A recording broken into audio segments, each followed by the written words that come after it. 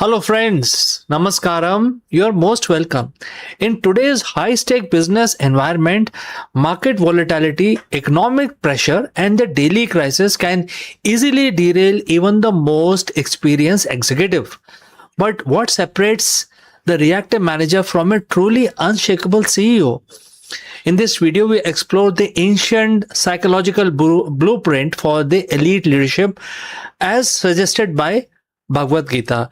We will discover how the metaphor of the ocean, which remains completely undisturbed regardless of how many rivers fall into it, applies directly to the modern executive resilience, emotional intelligence, and the decision making under pressure. Let's go and explore this further. An unexpected supply chain disruption in the core market is definitely going to affect you. A key executive just tendered their resignation is definitely going to affect you. Regulatory shifts are threatening your Q3 projections, and your board is demanding answers every day by morning by 10 a.m. For the average manager, this is a crisis. For a CEO, this is just everyday affair like a Tuesday. Welcome to the modern leadership. We live in an era defined by volatility, uncertainty, complexity, and filled with ambiguity. Every day, a relentless stream of pressures rushes towards you from every direction possible. Financial forecast, market crashes, PR fire, and the fierce competition. Most leaders try to fight the chaos. They react to every wave, match the panic of their team, and let the external circumstances dictate their internal state. By midday, they are exhausted, emotionally drained, and making reactive decisions. But what if there is another way? What if the elite, unshakable leadership doesn't come from a controlling environment, but from mastering your own mind? Today, we are looking at a 5,000-year-old psychological blueprint for the C suite found in Bhagavad Gita that reveals how true leadership stay completely calm while managing high stake chaos. In chapter 2, verse 70 of the Bhagavad Gita, a profound metaphor is laid out that redefines what it means to have power. And the quote starts, just as the river entering the ocean cannot disturb the ocean in any way, desires entering the mind cannot disturb the steady mind of a sage. And the quote close. Let's translate this ancient wisdom into the language of the modern boardroom. The ocean is you, the CEO, the leader, the core of the organization. The rivers are the endless stream of external demands, market volatility, crisis, stakeholder anxiety, shifting data, the daily operational fires. Notice that the verse says the rivers do enter the ocean. The ocean doesn't block them, build walls, or pretend they aren't there at all. It receives them all. Thousands of gallons of water rushes into the ocean every single second. And yet, does the ocean overflow? Does it panic? Does it lose its depth, its color, or its stability? No, never. The ocean remains vast, deep, and utterly undisturbed because its capacity is infinitely greater than the river pouring into it. As a CEO, your mind is your ultimate enterprise asset. If your inner state rises and fall with every quarterly report or employee crisis, you are, pond easily rippled. You are a pond which is easily rippled, easily stirred, and easily muddied. To lead at the highest level, you must become the ocean. Let's break down how this applies to your daily executive life. Principle number 1 is absorption, not reaction. And when the crisis hit your desk, your biological instinct, the fight or flight response, want you to react immediately. You want to match the energy of the problem. If an employee panics, you panic harder. If a client is angry, you get, quite defensive. An unshakable leader operates differently. They act as shock absorber for the entire organization. Think about your company's culture.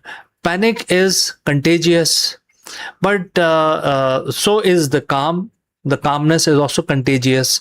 When the rivers of the chaos rush into your company, your team looks directly at you and see how deep the water is. If you shatter under the pressure, the entire system fractures. Building an ocean mind means developing the capacity to let the bad news, market drops, and difficult conversation enter your awareness without allowing them to hijack your emotional stability. You listen to the bad news, you analyze the data, you accept the reality of the situation without letting it disturb your inner equilibrium. You don't suppress the problem, you contain it, process it, and neutralize it with scales and perspective. This brings us to the principle number 2, the deep water clarity. If you fly in an aeroplane above a massive hurricane, what do you see? Chaos, turbulence, dark clouds on the lower levels. But look higher, the sky is brilliant blue, serene, and completely still. Most struggling leaders live on a choppy surface in their business. They get caught up in the micro dramas, the daily fires, and the emotional turbulence of the individual employee. Great CEO learn to anchor their consciousness in deep waters. When you operate from a steady mind, you gain access to the high level of strategic clarity. You stop making short-term, emotional-driven decision born out of fear. Instead, make long-term, visionary choices born out of absolute stability. In business, the person who keeps their head while everyone else is losing their automatically becomes the de facto leader in the room. Your calm composure creates psychological safety for your executive team, enabling them to think clearly, innovate, and execute under fire. So, how do you train yourself to build this ocean like mindset? You cannot just wish for a steady mind during a crisis. You have to train for it during the time of the peace. And here are the 3-step playbook which I will like to suggest to the modern CEOs. First, build a transition buffer. Protect your bandwidth. Never jump straight from a high stress crisis into the strategic planning. Create a 10 minutes mental buffer between tasks to let the water settle in your mind before making your next move. Second, separate identity from outcome. The ocean doesn't take it personally when a muddy river flows into it. Similarly, when the project fails or a metric drops, view it as an external event, a river entering your ecosystem, not reflection of your self-worth or ultimate capability as a leader. And finally, the third, cultivate solitude. The loudest voice in your company will always demand your immediate attention. Carve out a non-negotiable time for deep, quiet thinking. If you don't anchor yourself daily, the current of the daily urgency will sweep you away, and therefore you will not be able to think in a straight way. The market will always be volatile. Competitors will always be disruptive. Unforeseen crises will always test your resolve. You cannot stop the river from flowing, but you can choose what kind of body of water you want to be. Stop letting every external disturbance shake your foundation. Expand your capacity, deepen your perspective, and lead with quiet, undeniable power like an ocean. So friends, if this video resonated with you, hit that like button. Subscribe for more timeless wisdom for the modern boardroom, and let me know in the comment what is one river of chaos you're trying to master in your business right now. Lead wisely, stay steady, and you will see the result coming to your company automatically. You can see the result by yourself. So, friends, thanks for watching, and I will see you very soon in the next one.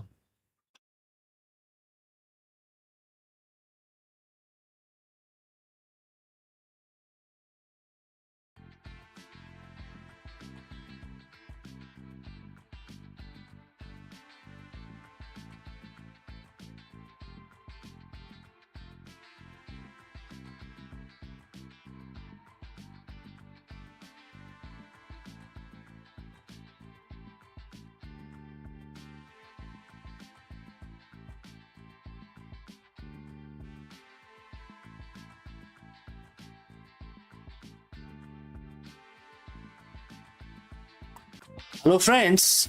I'm sure you might have seen the SpaceX launch news a couple of days back. But did you know that the SpaceX just launched its most powerful Starship mega rocket yet? And therefore, today we are going to discuss this historic flight test, which culminated in a spectacular fiery splashdown in the Indian Ocean. Did the Starship pass its ultimate test, or was it a catastrophic failure? In this video, we break down the entire mission from the mind-blowing liftoff powered by 33 Raptor engines to the intense atmospheric re-entry plasma that pushed the spacecraft to its limits. Let's go. What are you looking isn't a catastrophic failure. It is the exact moment the largest, most powerful rocket ever built by humanity slammed into Indian Ocean and erupted into spectacular ball of fire. But here is a crazy part. Inside the SpaceX mission control, people weren't, crying. They were actually roaring with delight. Elon Musk immediately took the X to declare it, an epic milestone, telling his team, "You scored a goal for humanity." So, friends, welcome back, and all the space fans. SpaceX has officially launched flight number 12 of its massive Starship rocket system. But this wasn't just any test. This was highly anticipated debut of the Starship version 3 V3, or a souped up version of the same Starship. Heavily redesigned mega rocket designed to completely dwarf its predecessors. It carried a real payload, pushed its engine to absolute breaking point, and ended with a blinding plasma fueled inferno over the ocean. Was this a roaring success that put us closer to the Mars, or a multi-million dollar glitch fest? Let's break down exactly what happened during the Starship wildest flight yet. So, friends, if you have reached this far, please let us know from which city you have tuned in and in which language you are watching this video. This will help us determine the reach of our channel. Alright, let's proceed further. To understand why this flight was such a big deal, we have to look at the hardware.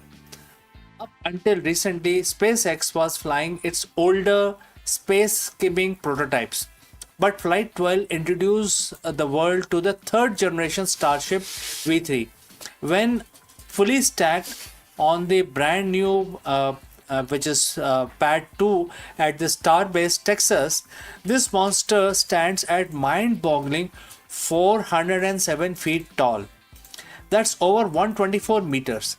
It eclipses the older models and pack even more, much more engine and bigger thrust.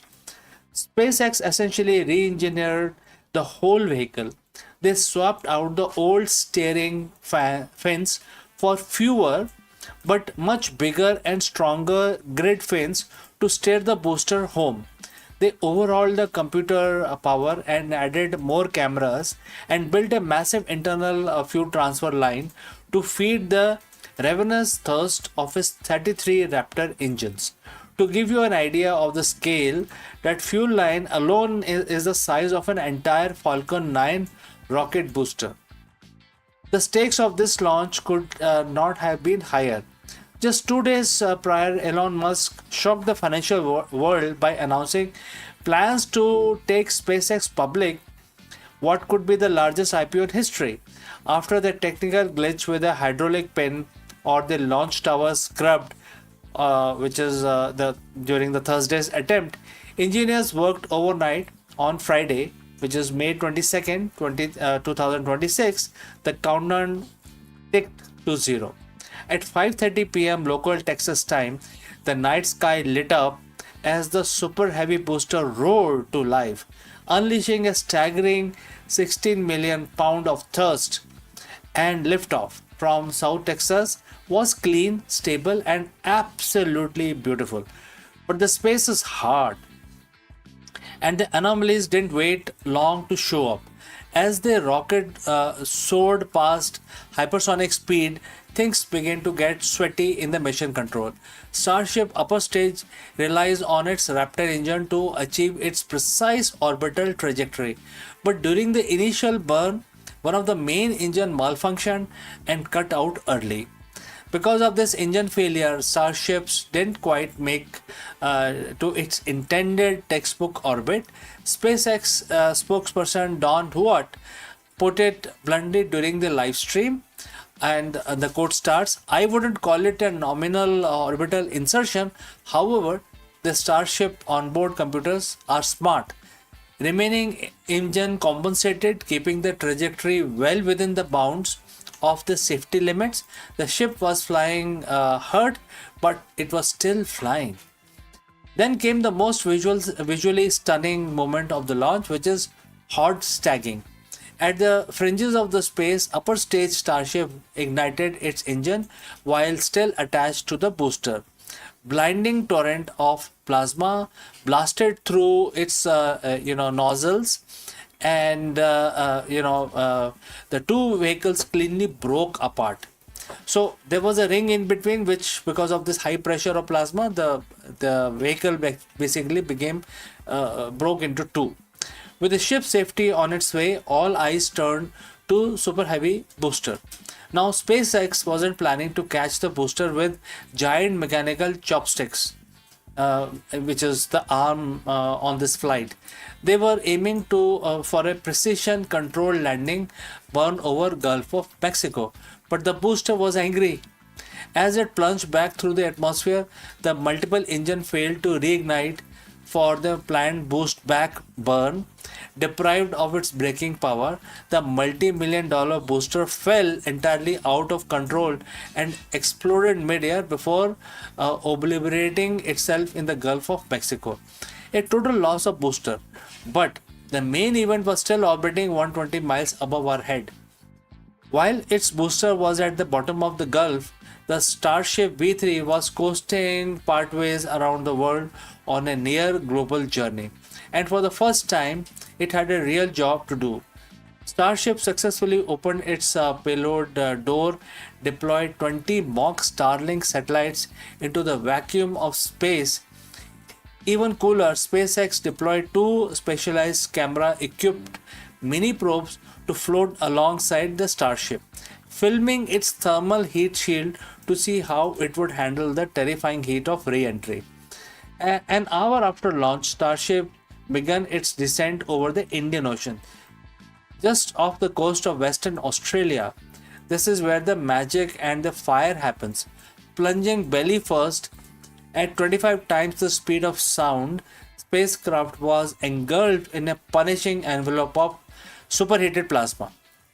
Amazingly, despite the earlier engine failure, the Starship executed a complex flip maneuver, keeping itself upright and under seemingly full control.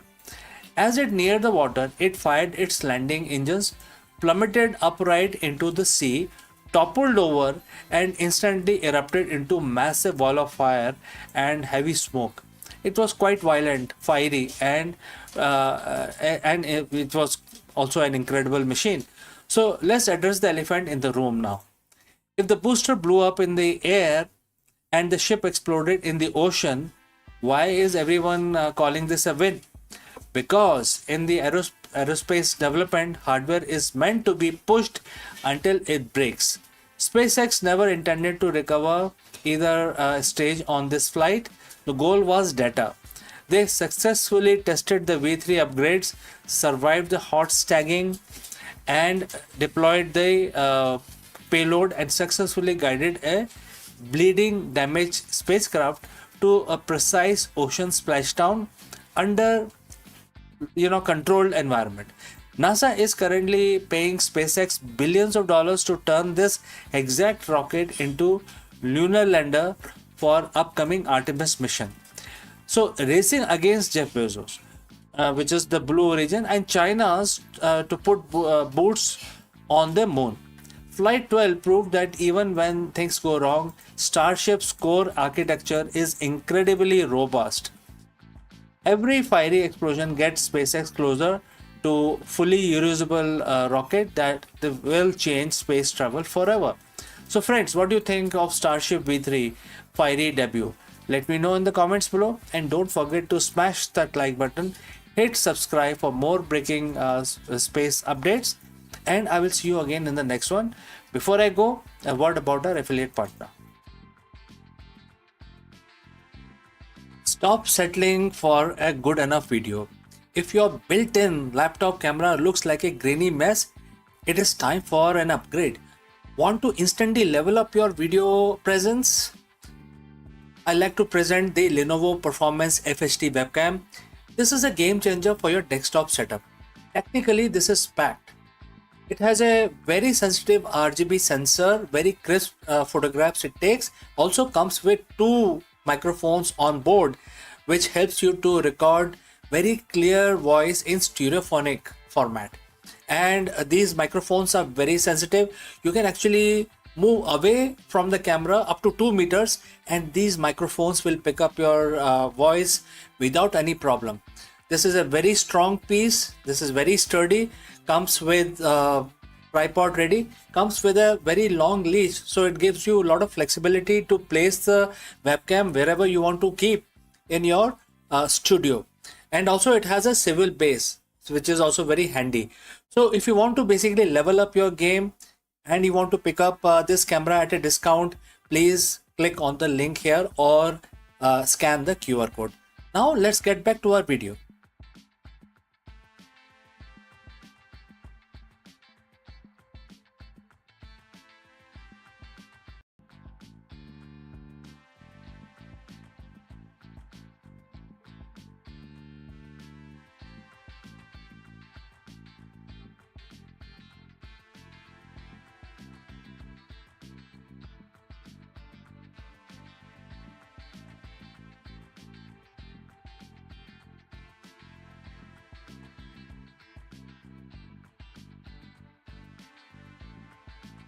Twilight chambers of bat caves. Science listens to the whispers carried on wings. Each flutter is more than a movement. It is a messenger of hidden viral world evolving in silence, yet capable of reshaping human history.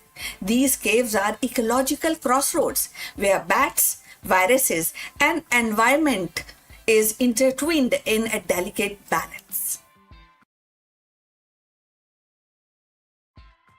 Deep inside the humid darkness of Bat Cave, science finds a living lab where the ecology, virology, and human destiny intersects. Bats, with their extraordinary diversity and a global distribution, are reservoir of countless viruses, many harmless within their host, but some with the potential to leap across the species boundaries. The study of virus ecology in these caves is not simply an exercise in curiosity. It is a frontline defense against the next pandemic. Researchers entering these caves are greeted by a symphony of wings and echoes, but beneath the spectacle lies a complex web of interactions. Viruses circulate among bat population through social grooming, shared routes, and feeding habits. Each colony becomes a microsome of viral exchange, and where the genetic material mutates, recombines, and occasionally acquired the trace that makes cross-species infection possible. By observing these dynamics, scientists gained predictive insight into zoonotic spillover, the moment when the pathogen jumps from animals to humans. And these recent fieldwork has revealed that spillover risk is not random. It is shaped by ecological pressures, food scarcity, or maybe driving bats closer to human settlement, seasonal migration, concentration of the population, and environmental stress, weakening the immune defenses. So in these caves, near agricultural zone, bats often we find them in fruit orchids and leaving salivas, droppings that can actually contaminate the produce. So such ecological bridges create pathways for virus to escape from their natural host. So if you have reached this far, please inform us from which city you have tuned in and in which language you are watching this video. This will help us in determining the reach of our channel. So moving forward on this interesting topic, the bat cave thus become a metaphor for a porous boundary between wilder habitat and the civilization. By squeezing viral genomes and collecting them from the salivas and other material which is like droppings, scientists can map evolutionary trajectories, and identifying which strain show sign of adapting to mammalian cells beyond bats. So these molecular fingerprints act as warning signals, allowing public health agencies to monitor the hot spots before outbreak occurs. So equally important are the behavioral observations. Like high definition footage of bat feeding, clustering and interacting with other species reveals how viral transmission is facilitated. So in one study, the camera captures bats feasting alongside with the primates and rodent, creating a shared ecological niche where the pathogen could easily cross species line. And such insight underscores that the spillover is not merely a biological event, but an ecological one woven into a fabric of shared habitat. The implication definitely ripple outward. So understand a virus ecology in bat's cave inform the predictive model that integrates climate change and deforestations and urban expansion, which is definitely on high at the moment. Now, as forests shrink, the caves are disturbed. Bats are forced into a closer contact with human, amplifying the risk.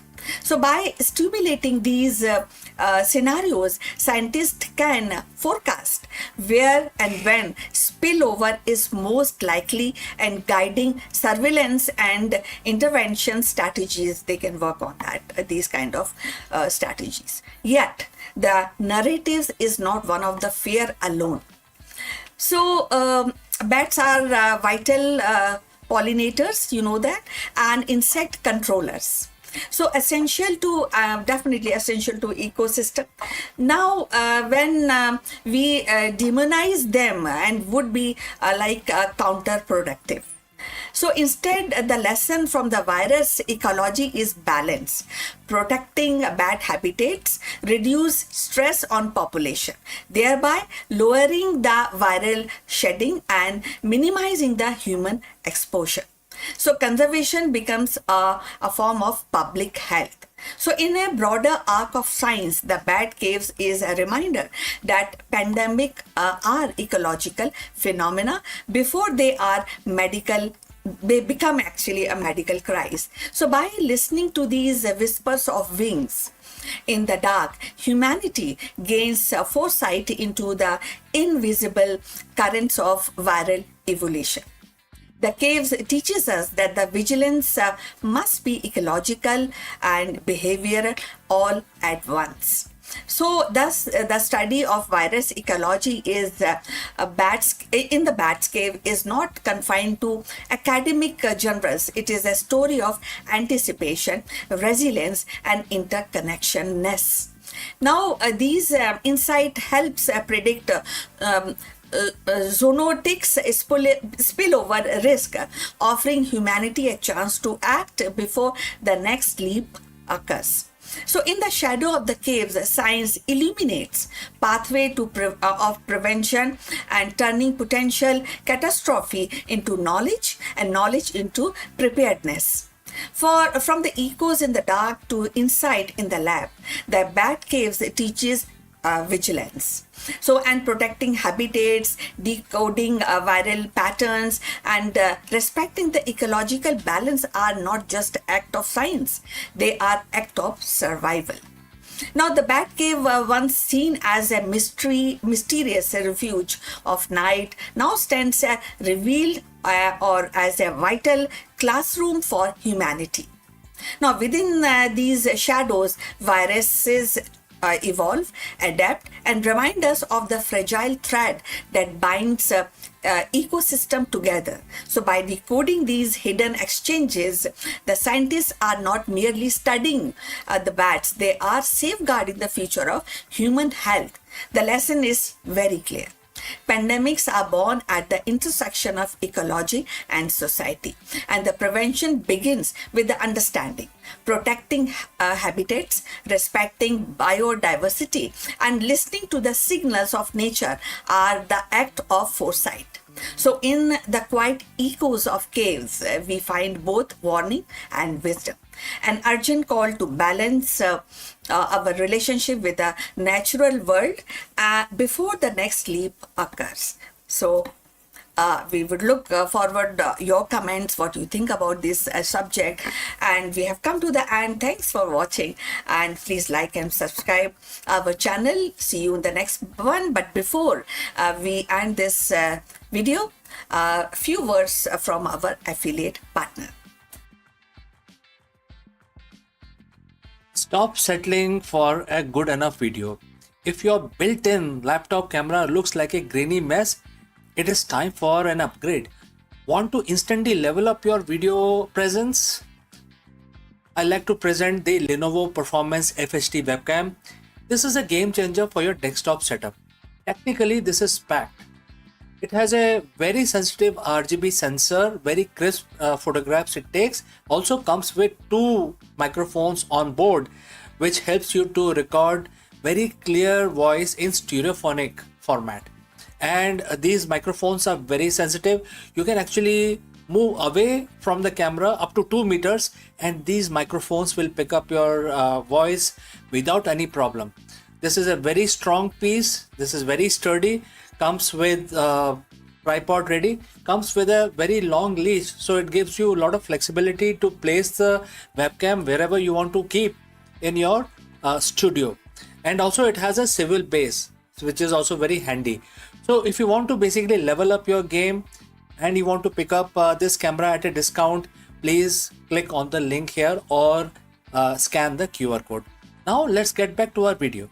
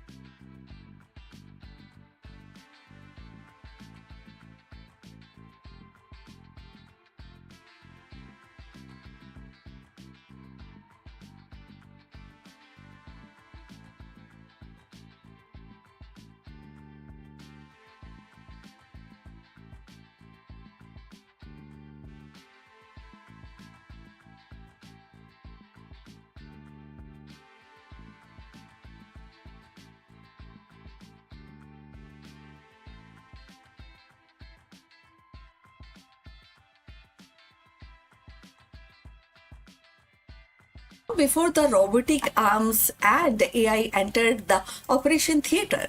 A healer in ancient India was already reshaping the future of medicine. Sushruta, the legendary father of surgery, carved his legacy not with the medicines, but with wisdom, precision, and compassion.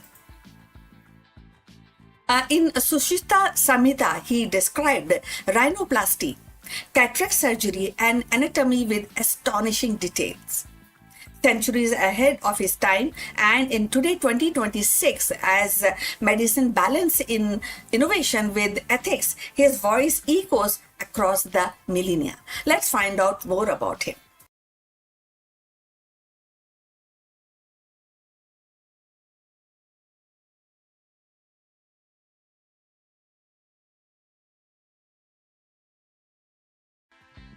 In the annals of medical history, few names shines as bright as Sushruta, the ancient Indian physician whose vision and practice earned him the title of Father of Surgery.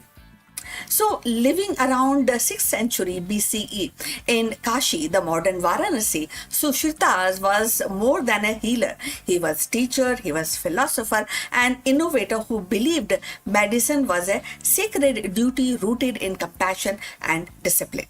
His legacy, preserved in Sushruta Samhita, continues to resonate even in 2026 as the world seeks balance between cutting edge technology and holistic care. Sushruta Samhita is monumental text spanning 186 chapters covering surgery, anatomy, pharmacy and pediatrics, taxology and prevention medicines. Within its page, Sushruta described surgical techniques that astonish modern readers also, like rhinoplasty using skin flaps, cataract surgeries by lens removal, and lithotomy for bladder stones and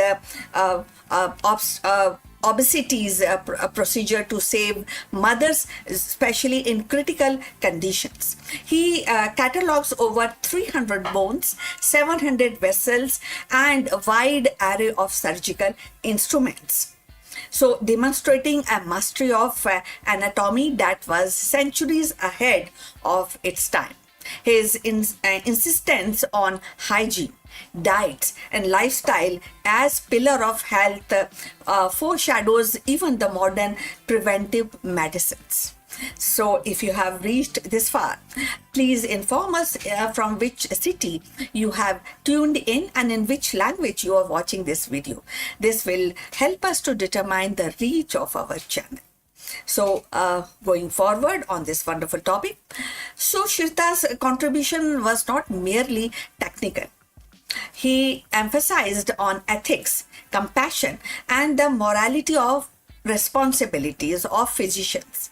So, in an age where the artificial intelligence and robotics are entering in operating rooms, his reminder that the healing is both science and art, and that feels especially both the things combination and the field definitely you will also agree is very urgent even in 2026. Technology may enhance precision, but the human touch, empathy, respect, and ethical judgment remains irreplaceable. In 2026, Sushruta's relevance is striking.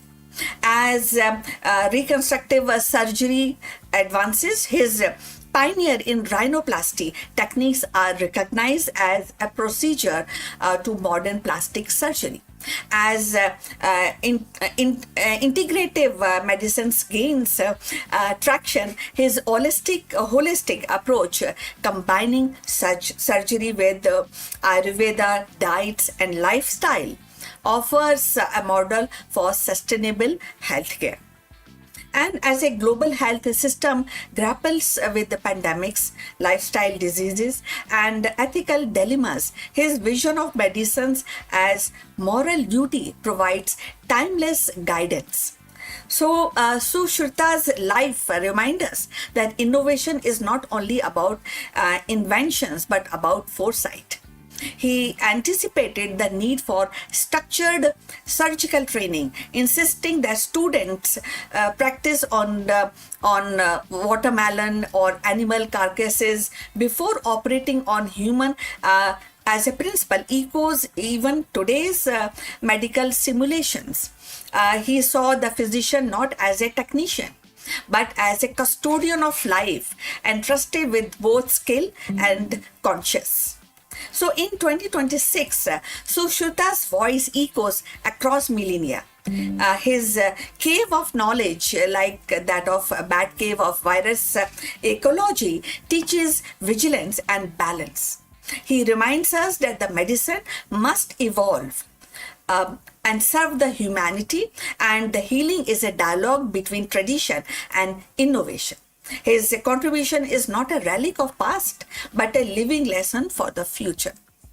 So definitely, and this is something, his legacy is not definitely we should read, we should appreciate, and we should also follow the footstep what he has put across for human development, human health development. So his legacy, as I said, is not definitely a relic. It's a living compass pointing us towards future where the healing is both precise and compassion. So we have come to end of this interesting topic. I will request you to like and subscribe our channel and look forward for your comments on this topic.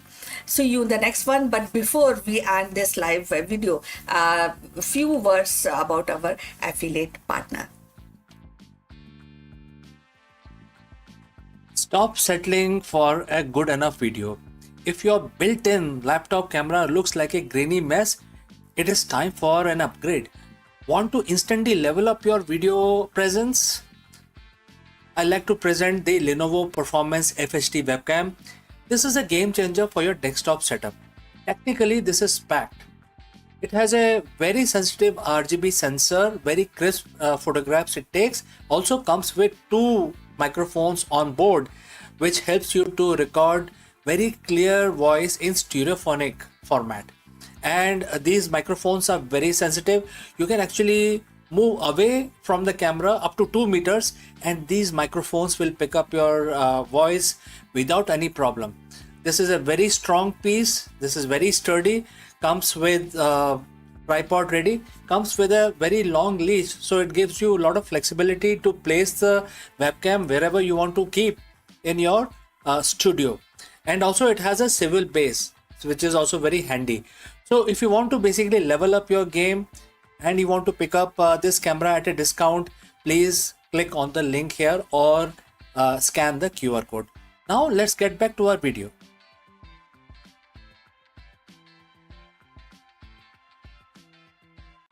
Hello friends. The big question that we want to tackle today is, can the ancient wisdom make you a better leader in 2026? In this video, we dive deep into Bhagavad Gita chapter 6 verse 8 to uncover the secret of equanimity for modern executives, which is very, very essential. We will discover why the most successful CEOs aren't just masters of the market, they are the master of their own mind. Let us explore this further.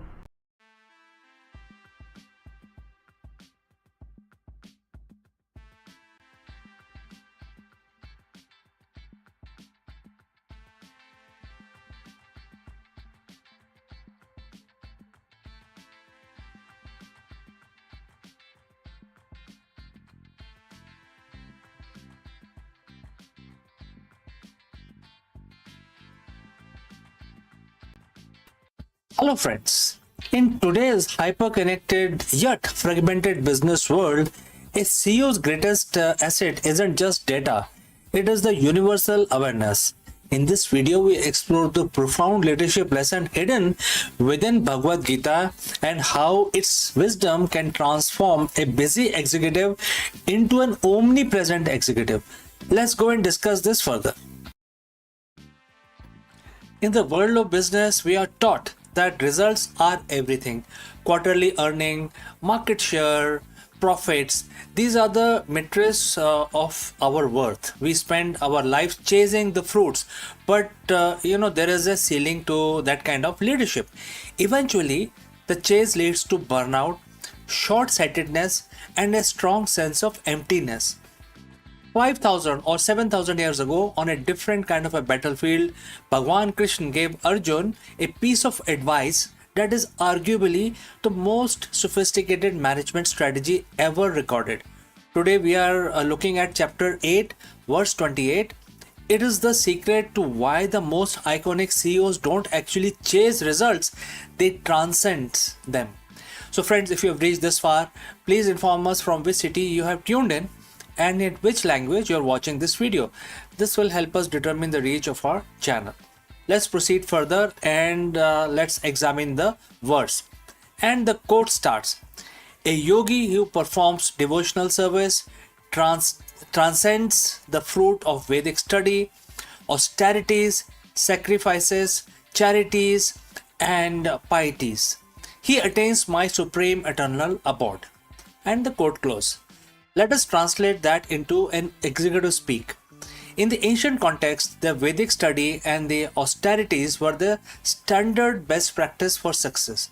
In today's term, these are your MBAs, your 80 hours work week, your strategic philanthropy, and the corporate social responsibility.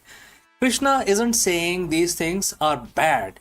He's saying these are, intermediate goals. A yogi CEO doesn't just do the work to get the result. They perform the devotional service. In business, we call this purpose-driven leadership. Why does Bhagwan Krishna tells us to transcend the fruits? Because when a CEO is obsessed with the fruit, which is in other terms is profit, or the exit strategy, three things can happen. First, risk aversion. You become afraid to innovate because you might lose the immediate prize. Second, short-termism. You sacrifice the health of the company in your 5-year bonus and year on year. So basically, you're now waiting for 5 years, and then on every year you're basically ignoring the company's health. Third, anxiety. Your peace of mind is at a mercy of the market. So when the verse talks about transcending the fruits, it's about decoupling your identity from the outcome. When you stop chasing the result, you gain the clarity to see the move that actually wins the game. And the verse mentions about devotional service. For a CEO, this doesn't mean you have to be in a temple. It means your work is an offering to a higher mission. Think of the Yuan Koinard at Patagonia or Satya Nadella's shift at Microsoft. They shifted from beating the competition to a higher purpose. When you lead with a devotion to a mission, whether it's solving a climate crisis or empowering every person on the planet, the fruit, which is the profit and the piety, come as the natural byproduct. By aiming for the supreme abode, which we can interpret as the ultimate vision or your legacy, you automatically satisfy all the smaller matrices of success. The verse concludes and the quote starts, he attains my supreme eternal abode, quote close. For a leader, the supreme abode is the state of equanimity. It is the ability to lead from a place of inner stillness. While the other CEOs are panicking over a bad quarter, the yogi CEO remains fixed on the eternal vision. This isn't just the spiritual fluff, it is the competitive advantage. A leader who cannot be shaken by the fruits is the most dangerous competitor in the room because they are playing an infinite game while everyone else is playing a finite one. So, here is the challenge for the modern executive. Look at your sacrifices and your charity and your studies. Are you doing them just for the fruits? Well, I think that's a question that you can send it across to us if you want to share. Chapter 8, verse 28 invites you to level up, stop chasing the quarterly numbers, quarterly earnings, start performing your leadership as a service to a higher purpose. When you transcend the result, you don't lose them, you master them. The best CEO don't just build companies, they attain a legacy that lasts. They reach their supreme abode. So, friends, are you ready to stop chasing this, start chasing the result, and start transcending? Do let me know. Thanks for watching. And if you have any questions, please do not hesitate to send it across. Before I go, I would like to speak few words about our affiliate partner. Stop settling for a good enough video. If your built-in laptop camera looks like a grainy mess, it is time for an upgrade. Want to instantly level up your video presence? I like to present the Lenovo Performance FHD webcam. This is a game changer for your desktop setup. Technically, this is packed. It has a very sensitive RGB sensor, very crisp photographs it takes. Also comes with two microphones on board, which helps you to record very clear voice in stereophonic format. And these microphones are very sensitive. You can actually move away from the camera up to 2 meters, and these microphones will pick up your voice without any problem. This is a very strong piece. This is very sturdy. Comes with tripod ready. Comes with a very long leash, so it gives you a lot of flexibility to place the webcam wherever you want to keep in your studio. And also it has a swivel base, which is also very handy. So if you want to basically level up your game and you want to pick up this camera at a discount, please click on the link here or scan the QR code. Now let's get back to our video.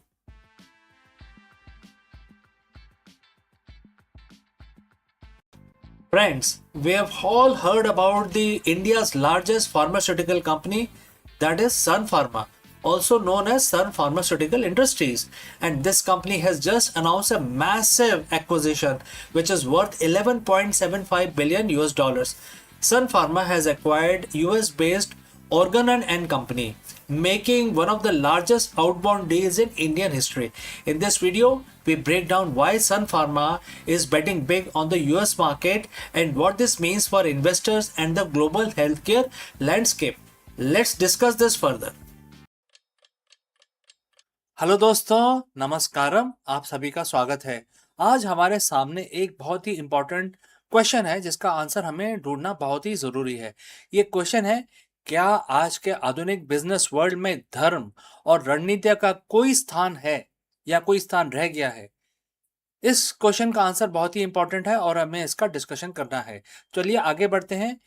एक CEO के रूप में अनिश्चितता और कठिन निर्णयों के बीच आप अपना कर्तव्य कैसे निभा सकते हैं?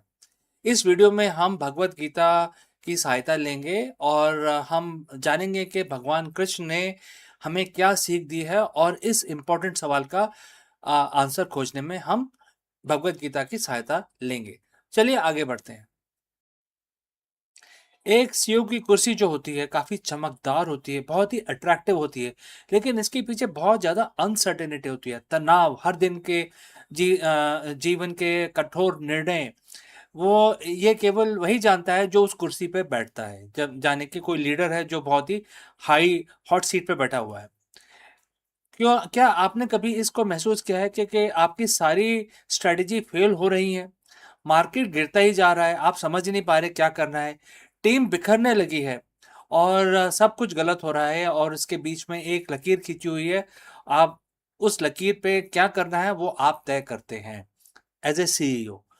आज हम किसी मैनेजमेंट बुक की बात नहीं करेंगे। आज हम बात करेंगे दुनिया के सबसे पुराने, सबसे प्रभावशाली लीडरशिप गाइड भगवत गीता और खास तौर पे अध्याय 2 चैप्टर 2 श्लोक 31 में, जिसमें किसी भी सीईओ के लिए किसी वेपन की जो सीख दी गई है किसी वेपन से कम नहीं है। एक स्ट्रेटेजिक मास्टर क्लास की तरह ये हमारे सामने है। और इसका सीधा अर्थ है, अगर हम इस कोट को पढ़ें, इस वर्स को पढ़ें, और कोट स्टार्ट्स, अपने क्षत्रिय धर्म, अपने यानी कि अपने कर्तव्य को देखते हुए भी तुम्हें विचलित नहीं होना चाहिए, क्योंकि धर्म के लिए ही, न्याय के लिए ही युद्ध करने से बेहतर एक योद्धा के लिए और कुछ भी नहीं है। And the quote close. तो दोस्तों, अगर आप यहाँ तक पहुंचे हैं तो हमें कमेंट करके ज़रूर बताएं कि आप कौन सी सिटी से, कौन सी कंट्री से हमारे साथ जुड़ रहे हैं और किस लैंग्वेज में हमारा वीडियो देख रहे हैं। तो चलिए आगे बढ़ते हैं। अब एक सीईओ के तौर पे आप सोचेंगे, मैं युद्ध कैसे कर सकता हूँ, मैं तो बिजनेस कर रहा हूँ। लेकिन जरा रुकिए, आज का बाजार किसी कुरुक्षेत्र से कम नहीं है और यहाँ पे कट थ्रोट कंपटीशन होता है। नैतिकता बनाम मुनाफा और टीम के बजाय टीम को बचाए रखने के लिए जद्दोजहद, क्योंकि टीम आपका कॉम्पिटिटर ले जाएगा। तो यही तो वो युद्ध है जो हमें हर दिन लड़ना होता है।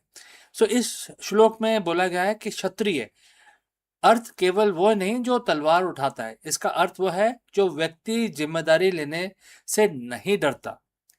जब गीता में भगवान कृष्ण ने अर्जुन से कहा कि तुम विचलित मत हो, तो वो एक सीईओ को सिखा रहे हैं, एक सीईओ की तरह उनको सिखा रहे हैं और बोल रहे हैं कि आपको विचलित नहीं होना है, कितनी भी बड़ी मार्केट रियलिटी आपके सामने हो। और इन डिसीजन का अंत होना चाहिए। जब कोई बड़ा फैसला लेना हो तो आप स्वधर्म, अपनी जैसे कि अपनी कंपनी के विजन और मूल्यों को देखें, और अगर फैसला सही है तो परिणाम से मत डरें, डर का त्याग करें, अर्थात कांपना छोड़ें। एक सीईओ को का डर पूरी टीम में फैल जाता है। अगर आप डरे हुए हैं तो आपकी रणनीति भी डरी हुई होगी, क्योंकि न्याय के लिए खड़ा होना है, अक्सर मार्केट में टिके रहने के लिए और अनिकता, जिसको अनएथिकल बोलते हैं, रास्ते कई दफ़ा अपना लेते हैं कई लोग, क्योंकि खड़ा रहना है और अनएथिकल जो रास्ता होता है वो थोड़ा सा आसान दिखता है। श्लोक कहते हैं कि अधर्म के खिलाफ लड़ना आपका धर्म है। यही आपकी स्ट्रैटेजी होनी चाहिए कि आपके मुनाफे से पहले आपकी वैल्यूज़ को आपको सामने रखना होगा। और अब इसको हम लीडरशिप में लगाएं तो इसको हम कैसे इम्प्लीमेंट करें, तो यहाँ पे मैं आपको 3 स्टेप बताऊंगा जिससे आप इसको धीरे धीरे अपने जीवन में डाल सकते हैं और अपने डिसीजंस बेटर ले सकते हैं। तो पहला है द पर्पस। पर्पस की परिभाषा करें। जब भी कोई मुश्किल आए, खुद से पूछें, क्या यह फैसला मेरी कंपनी के लिए वैल्यू के अनुरूप है? अगर हाँ, तो पीछे ना हटें, आगे बढ़ें। नंबर 2, कन्विक्शन के साथ लीड करें, क्योंकि आपने पहला पॉइंट आपने देख लिया है। श्लोक कहता है कि न्याय का युद्ध है ये। अगर आपकी रणनीति सही है तो आप पूरी ताकत से आगे बढ़ें। अधूरे अधूरे मन से लिए गए फैसले हमेशा घाटा देते हैं। नंबर 3, स्टेक होल्डर की सुरक्षा करें। एक योद्धा अपने राज की रक्षा करता है, अपने कर्मचारियों को, इन्वेस्टर जिसको हम निवेशक भी बोलते हैं, ग्राहकों की रक्षा करता है। और जब आप डिफेंसिव नहीं बल्कि वैल्यू ड्रिवन लीडर बनते हैं तो आप अजय हो जाते हैं। तो दोस्तों, ये 3 मंत्र हैं जो आप अपनी लाइफ में उसको फॉलो कर सकते हैं, जो हमें भगवत गीता से इस पर्टिकुलर 2 लाइनों के श्लोक में मिलते हैं। दोबारा से बोलता हूँ, चैप्टर 2 श्लोक 31, और आपको यह याद दिलाता है कि आप एक सीईओ ही नहीं, आप एक लीडर हैं जिसे न्याय और प्रगति के लिए खड़ा होना है।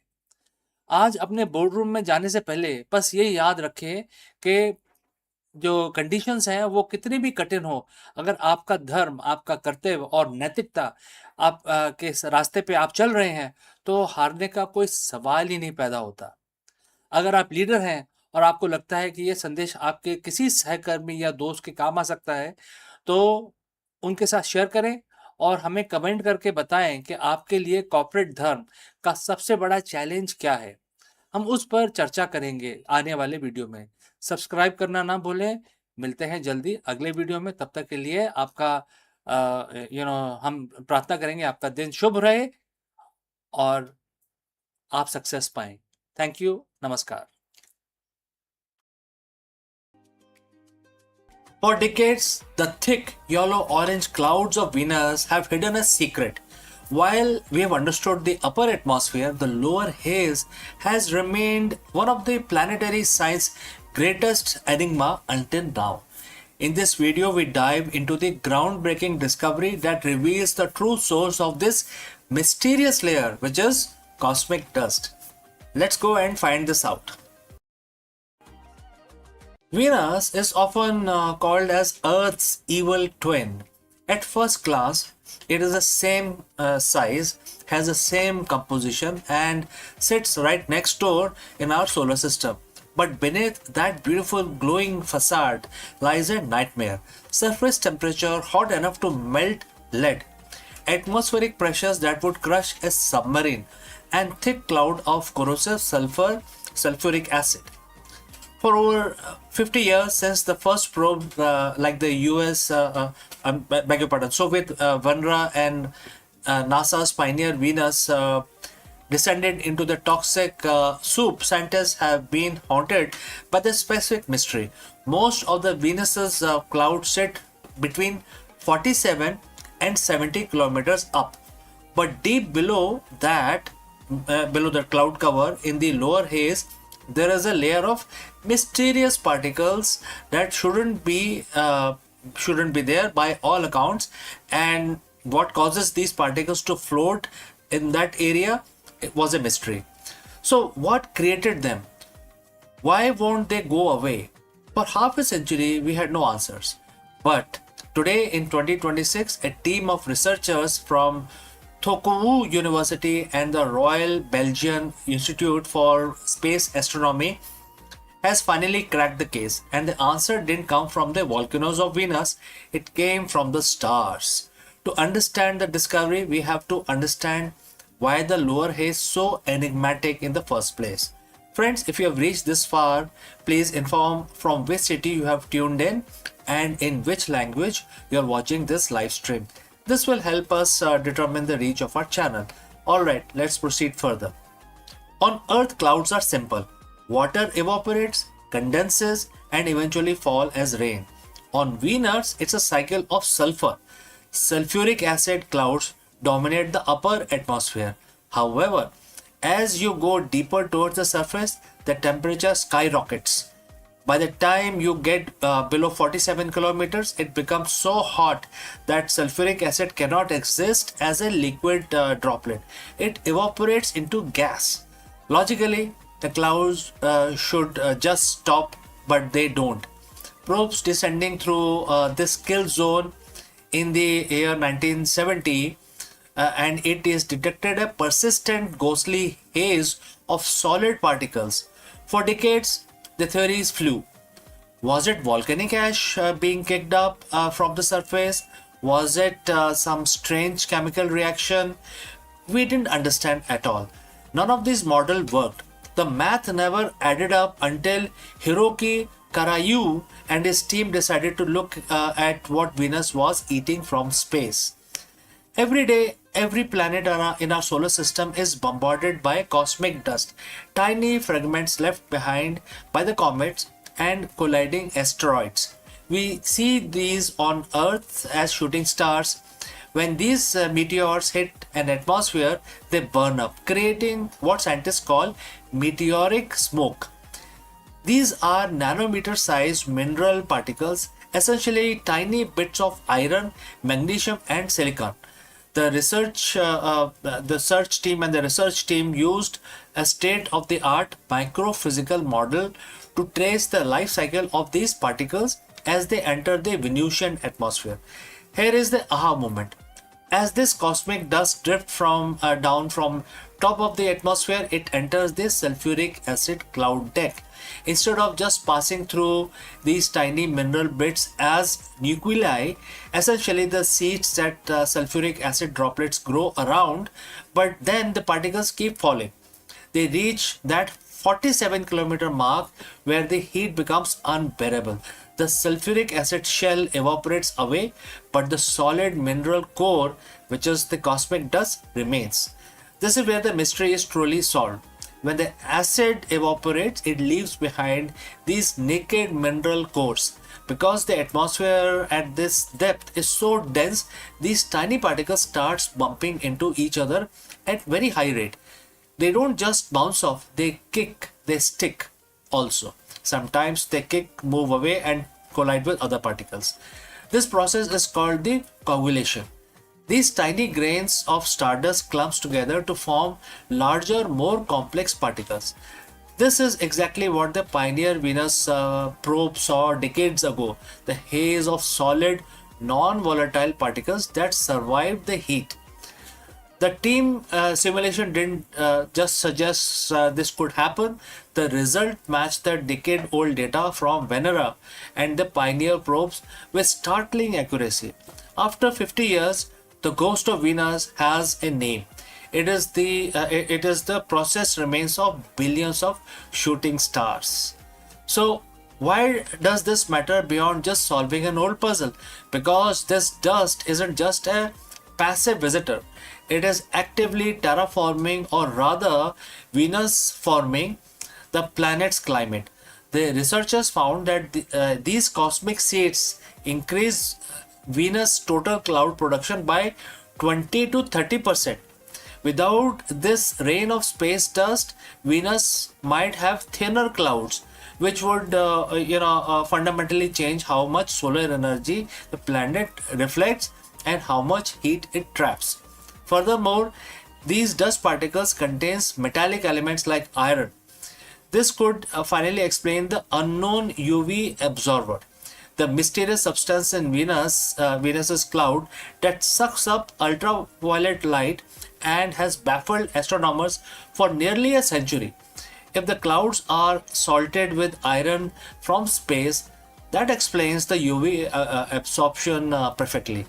This discovery changes how we look at every planet. If the cosmic dust is shaping the atmosphere of Venus, it is likely doing the same for Jupiter, Saturn, and even distant exoplanets we are just now discovering. But the best part, we won't have to wait another 50 years to confirm this. In late 2020s, NASA Da Vinci mission will plunge through Venusian's atmosphere with most advanced sensors ever built. It will taste the air, measure the dust, and hopefully gives us high definition look at the cosmic haze we finally have understood now. The morning star still has many secrets, but thanks to a little bit of stardust and some brilliant modeling, one of its oldest mystery is finally put to rest. So, friends, we have come to the end, and I see Megha Sharma joining us from LinkedIn, and she is joining us from Delhi. So, Megha Sharma, great, you have informed us about your city. So, friend, we have come to the end of our live stream today. Before I leave, a word about our affiliate partner.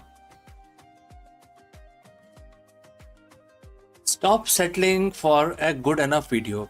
If your built-in laptop camera looks like a grainy mess, it is time for an upgrade. Want to instantly level up your video presence?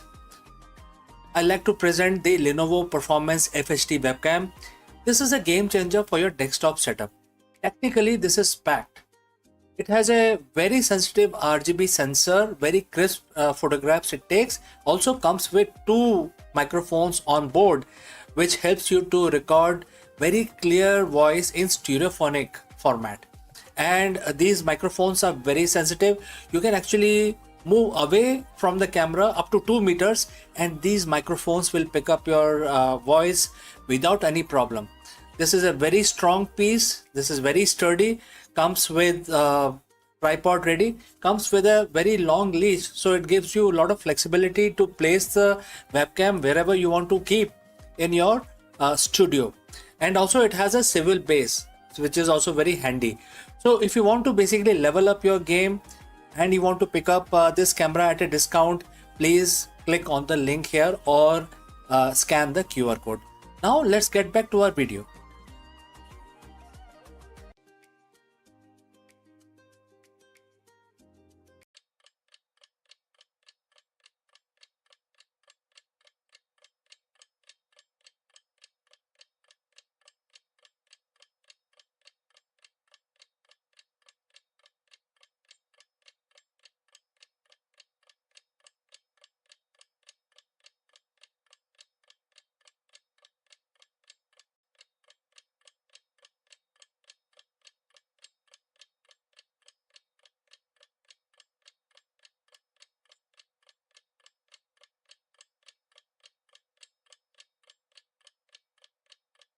Are you facing strategic inertia as a business leader?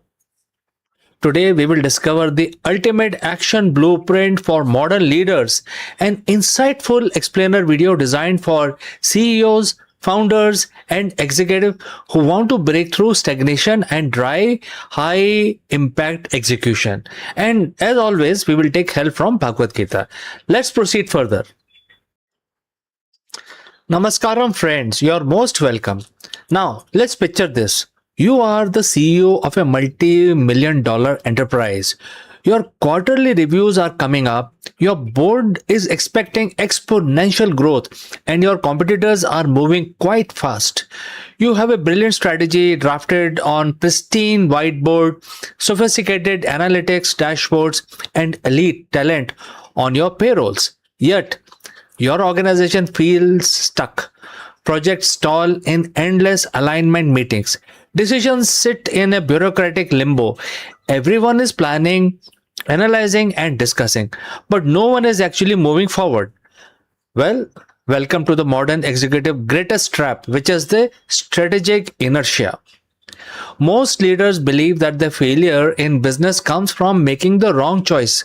But history and the timeless philosophy tells us that, it's a different story altogether. The truth is that the death kennel of an enterprise isn't a bad decision. It is actually no decision at all. Today, we are going to look at the blueprint of the modern leadership that wasn't born on a Silicon Valley incubator or a Harvard Business School case study. It was written over 5,000 years ago. We are looking at chapter 3, verse 8 of Bhagavad Gita. And the quote starts, "Choose to act, choose to do your duties over inactivity or not doing your duties. Without action, we cannot even maintain our own body." And the quote close. If you are a CEO, founder, or a senior executive watching this, the single verse holds the ultimate blueprint for breaking stagnation, driving execution, and ensuring your enterprise survives and scales. Now, let's break down what this means for our boardroom today. Let's dissect the first part of the verse, which is choose to act. Choose to do your duties over inactivity. In the modern corporate world, we have romanticized the thinker. We praise the leader who stares at the spreadsheet for hours, map out every single contingency plan, and wait for 100% certainty before making a single move. And here is a hard truth for every modern CEO. 100% certainty is an absolute myth. When you wait for all the variables to align, you aren't being strategic, you are being paralyzed. Inaction feels safe because as long as you haven't acted, you haven't technically failed. You haven't made a mistake. But in the marketplace of 21st century, inaction is the highest form of risk. Think about iconic corporate collapse like Blockbuster or even Kodak. Did they fail because they didn't have the smart people? Did they fail because they lacked the resources? No, they failed because they understood the strategy. They saw the future coming, but they chose inactivity over bold execution. They clung on to the comfort of status quo while the world shifted beneath their feet. So Bhagavad Gita calls out directly, choosing no action is, dereliction of your core executive duty. Your job description as a leader doesn't say thinker in chief. It says chief executive officer. The operative word here is the executive, the one who execute. Let's look at the second half of that ancient verse, which contains the profound biological and the corporate reality. Without the action, we cannot even maintain our own body. Now let's sink in. Think about what happens to human body when it stops moving. Muscles atrophy, blood circulation slows down, the body literally begins to break down. Movement is not an operational luxury for the body, it is the fundamental condition of its survival. Now apply that exact principle to our own enterprise. As an organization, it is a living thing, breathing ecosystem. It has a heartbeat, it has a pulse and metabolic rate. That heartbeat is execution. When your product team stops shipping features, and the momentum completely dies. When your sales team stop making calls, your revenue pipeline plummets. When your leadership team stop making tough operational calls, corporate politics and bureaucracy rushes in to fill that vacuum. Many CEOs think that once a company reaches a certain scale, say 100 or 1000 employees, it can coast on its past momentum. They believe that the brand, the capital reserves, or the existing product line will maintain the body of the enterprise automatically. And that is a fatal delusion. Without continuous purposeful action, an enterprise doesn't just stand still. It decays. Stagnation is the first stage of corporate death. If your business isn't actively moving forward, the market force of the competition and the disruption will tear it apart from inside out. So, how do we translate this ancient mandate into modern corporate playbook? How do we build that, what we call the ultimate action blueprint? And here are the 4 actionable pillars you can implement in your organization starting now, starting this week probably. First is replace consensus with clarity, which is inactivity often hides behind the veil of seeking consensus. Leaders spend weeks trying to get every single stakeholder to on the same table to agree on certain things, basically love a decision. The blueprint shift. Move from consensus to clarity. As a CEO, your job isn't to make everyone comfortable. It is to define the direction clearly, empower your team, and authorize them to execute. Give them authority. Disagree and commit. Commit is far from powerful than getting delayed and stagnated. Next is shrink the feedback loop. Big multi-layer strategic plans are breeding grounds for inertia. By the time a 12-month project launches, the market has already changed. And therefore, this is called the blueprint shift. Break massive corporate goals into micro action with rapid feedback loops. Shift fast, measure result, learn, iterate. Keep the organization's and its body moving every single week, not every single year. Next, which is the third point, is ruthlessly eliminate busy work. Disguised as work, team love to look busy. They send dozens of status update emails, sit in back-to-back alignment meetings, and build elaborate slide decks about work rather than doing the work. And therefore, this is basically require much more deeper thought. You need to audit your company's operational rhythm. Ask your teams, does this meeting, report, or process directly maintain or grow the body of your enterprise? If it doesn't, the drive tangible execution, cut it out. Now, number 4, lead from the front line.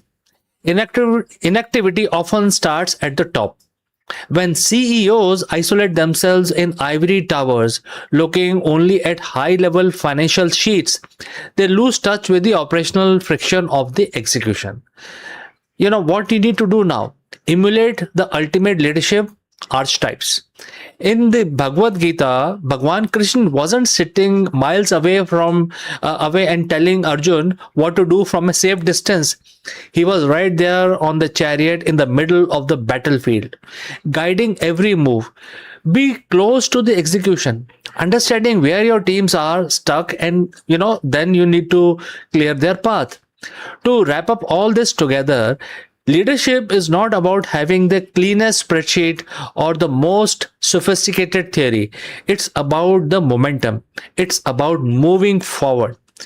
So, wisdom of chapter 3, verse 8 remind us that our primary duty as a leader is to act, to choose execution over comfort, to choose momentum over stagnation, to recognize that without constant intentional action, even the strongest corporate body will wither away.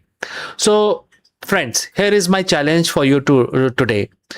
What is that one critical decisions you have been putting off for quite some time?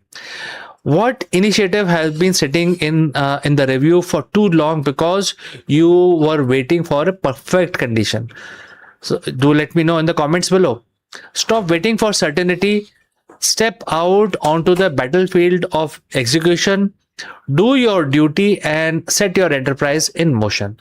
So, friends, if you found this valuable breakdown of the ancient wisdom for the modern leadership, make sure to hit the subscribe button, leave your thoughts in the comments below, and share this video with fellow leaders who need to hear it today. Thanks for watching. Lead with action, and I will catch you again in the next one.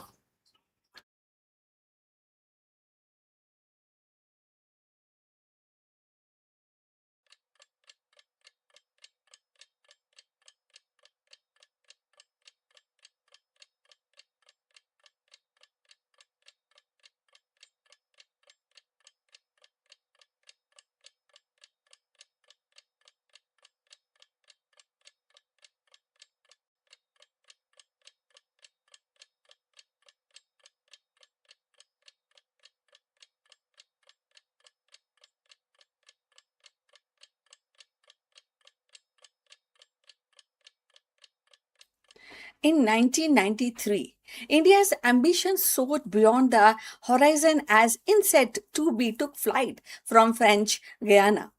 More than a satellite, it was a bold declaration of self reliance, an indigenous marvel designed to carry voices, images, warnings across the continent.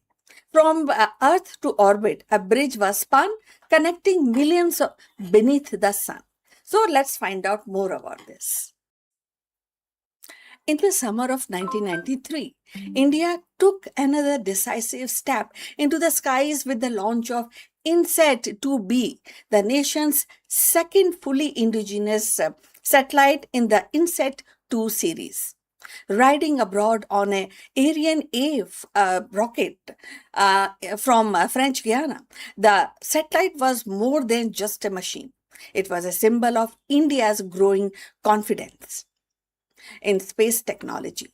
Built by ISRO, INSET 2B carries advanced communication transponders and meteorological instrument that promises to knit the country closer together from bustling cities to a remote village.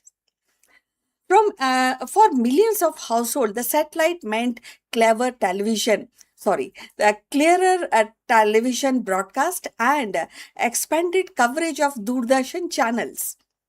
From business to government agencies, it offered improved telecommunication and data services at the time when India was opening its economy to the world.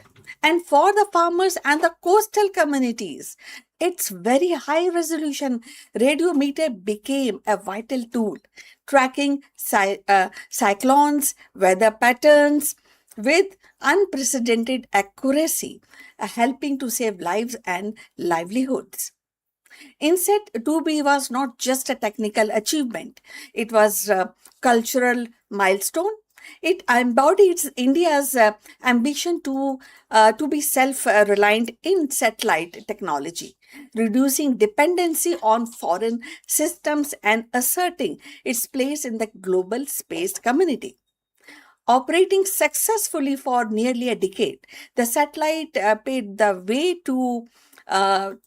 for the successor like INSET 2C and INSET 2D, each building on the foundation which is laid here at this launch. So, looking back, the launch of Inset 2B stands as a chapter in India's largest narrative of transformation. A nation harnessing the power of the sky to connect its people and safeguard its environment and project its scientific progress. It was very, in every sense, an eye in the sky, watchful, resourceful, and deeply woven into the stories of India's modernization. So, friends, if you have reached this far, please inform us from which city you have tuned in. This will help us to determine the reach of our channel. So, now let's continue with our discussion. So, INSET 2B was more than a technological achievement. It was a turning point in India's journey towards self reliance in space. So, by carrying voices across distances, bringing television into home, watching over the skies for the storms, and it became a silent guardian of the progress. For nearly a decade, it served faithfully, proving that India could not only dream of stars but also build the bridges to reach them. It is a story of modern India. Inset 2B remains a shining symbol, an orbiting testament to the innovation, resilience, and the nation's determination to connect its people under one sky. So, we have come to the end of this beautiful discussion about space progress. Please like and subscribe our channel, and we look forward for your comments on this topic. So, see you very soon in the next one. Till then, take care. Bye bye.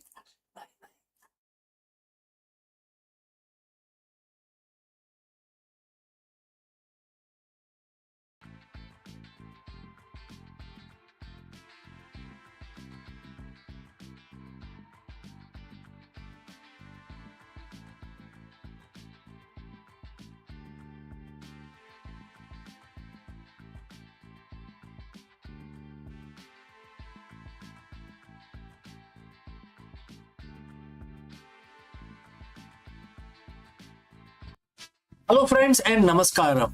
Let me ask you, is your leadership built to last or is it stuck in a loop?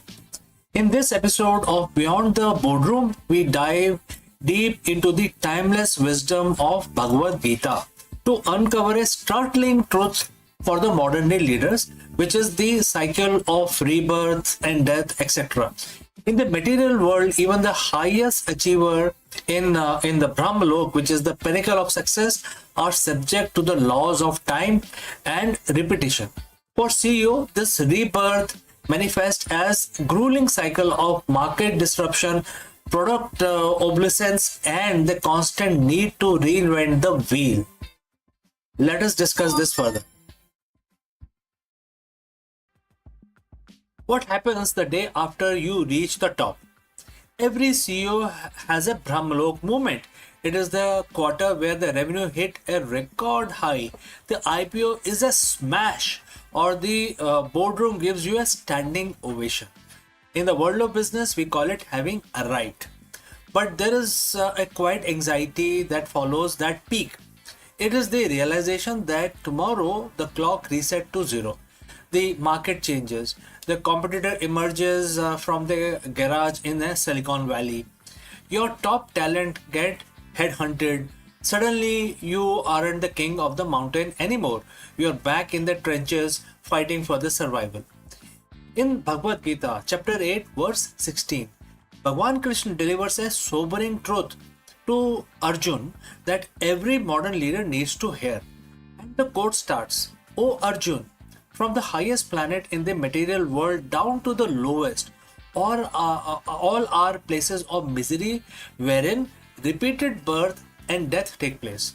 But one who attains to my abode, O son of Kunti, never takes birth again. And the quote close. Today we are going beyond the boardroom. We are going to explore why every CEO is trapped in a cycle of rebirth and how to finally break it. Friends, if you have reached this far, please inform us from which city you have tuned in and in which language you're watching this video. This will help us determine the reach of our channel. Now let's proceed further. In Vedic cosmology, which is the Brahmalok, is the highest point of the material universe. It is the peak of pleasure, power, and longevity. But Bhagwan Krishna wants that even there you aren't safe from the cycle. In business terms, Brahmalok is the S&P 500. It is the market leader status. But look at the history. How many Brahmalok companies from year 2000 are still relevant today? When Bhagwan Krishna speaks of repeated birth and death, he hasn't just he isn't just talking about the reincarnation in the biological sense. For a CEO, death is the obsolescence of your business model. Birth is the grueling process of starting over, rebranding, and fighting for a new market share. If you are leading solely for material metrics, share price, ego, or dominance, you are singing up for an eternal loop of stress. You are stuck in the sansar of the marketplace.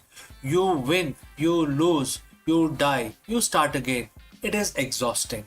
So why do we face this cycle? Because the material world, and by extension the global economy, is in a state of constant flux. Think about the rebirth of famous leaders. Steve Jobs faced death when he was ousted from Apple, only to be reborn at Next and Pixar, eventually returning to save Apple again. Netflix died as a DVD by mail company to be reborn as a streaming giant, and is now being reborn again as a content studio. Most CEOs think the goal is to survive the current life of their company. But the Gita teaches us that as long as you are attached to the result of the material world, you will always be forced back into the cycle. If your identity is tied to being the CEO of X, X meaning XYZ, what happens when X is disrupted? You suffer a professional death. You are then forced into a rebirth, a new startup, a new role, carrying the same anxiety and the same attachment as before. So, what is the alternative here? Krishna says only when you reach my spiritual abode, you never take birth again. In a leadership context, the spiritual abode is a state of transcendental leadership. It is leading from a place of purpose that is independent of market cycles. How does a CEO reaches the abode and stop painful cycle of rebirth? There are certain things you can do. For instance, detach from the fruit. Focus on dharma. If your goal is just the fruit, which is exit strategy or bonus, you are at the mercy of the cycle. If your goal is your dharma, which is unique duty to provide value to society, you remain steady whether the market is up or down. Next is continuous learning as the spiritual practice. Rebirth happens when you stop growing. In Gita, the solution to the cycle is the knowledge. A CEO who views their role as a journey of constant learning never truly dies in the market. They simply evolve, building a legacy, not just a ledger. Material success is temporary. A spiritual abode in business is the culture you build and live to remove any obstacles in your colleagues' lives or customers' lives, etc. There are only things that don't take birth again in the form of stress, and they become your permanent legacy. When you lead from this higher perspective, the cycle of rebirth stops being a threat and starts being a tool. You no longer fear the death of a product because you aren't attached to it. You no longer fear the market crash because your worth isn't tied to your net worth. You have reached a spiritual abode of equanimity. Imagine a boardroom where decisions aren't made out of fear of a corporate death, but out of commitment to the eternal principle of integrity, service, and wisdom. That is a company that transcend into this kind of a cycle. And that is a leader who has reached the highest planet and decided to go even further. Every CEO obsesses over their exit strategy, but Bhagwan Krishna is offering you the ultimate exit strategy, an exit from the cycle of anxiety, repetition, and temporary success. The next time you face a crisis, a death in that is a metaphor of a project or rebirth of a competitor, remember chapter 8 and verse 16. Don't just aim from Brahmalok. Don't just aim for the top of the material world. Aim for the abode. Lead with purpose that time cannot touch. Because when you lead for something eternal, you never have to start from zero again. So friends, what do you think about this lesson? If you have any questions, please do not hesitate to send it across. Thank you for joining live, and now go out and take lead with wisdom of Gita. Right? So before I part ways today, a word about our affiliate partner.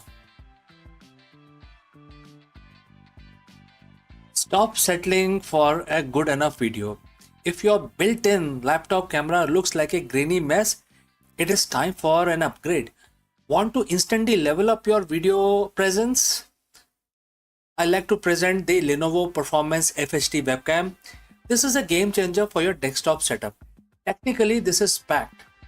It has a very sensitive RGB sensor, very crisp photographs it takes. Also comes with 2 microphones on board, which helps you to record very clear voice in stereophonic format. And these microphones are very sensitive. You can actually move away from the camera up to 2 meters, and these microphones will pick up your voice without any problem.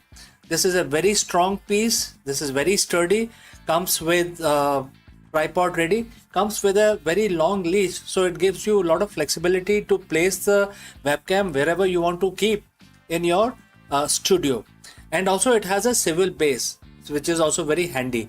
So if you want to basically level up your game and you want to pick up this camera at a discount, please click on the link here or scan the QR code. Now let's get back to our video.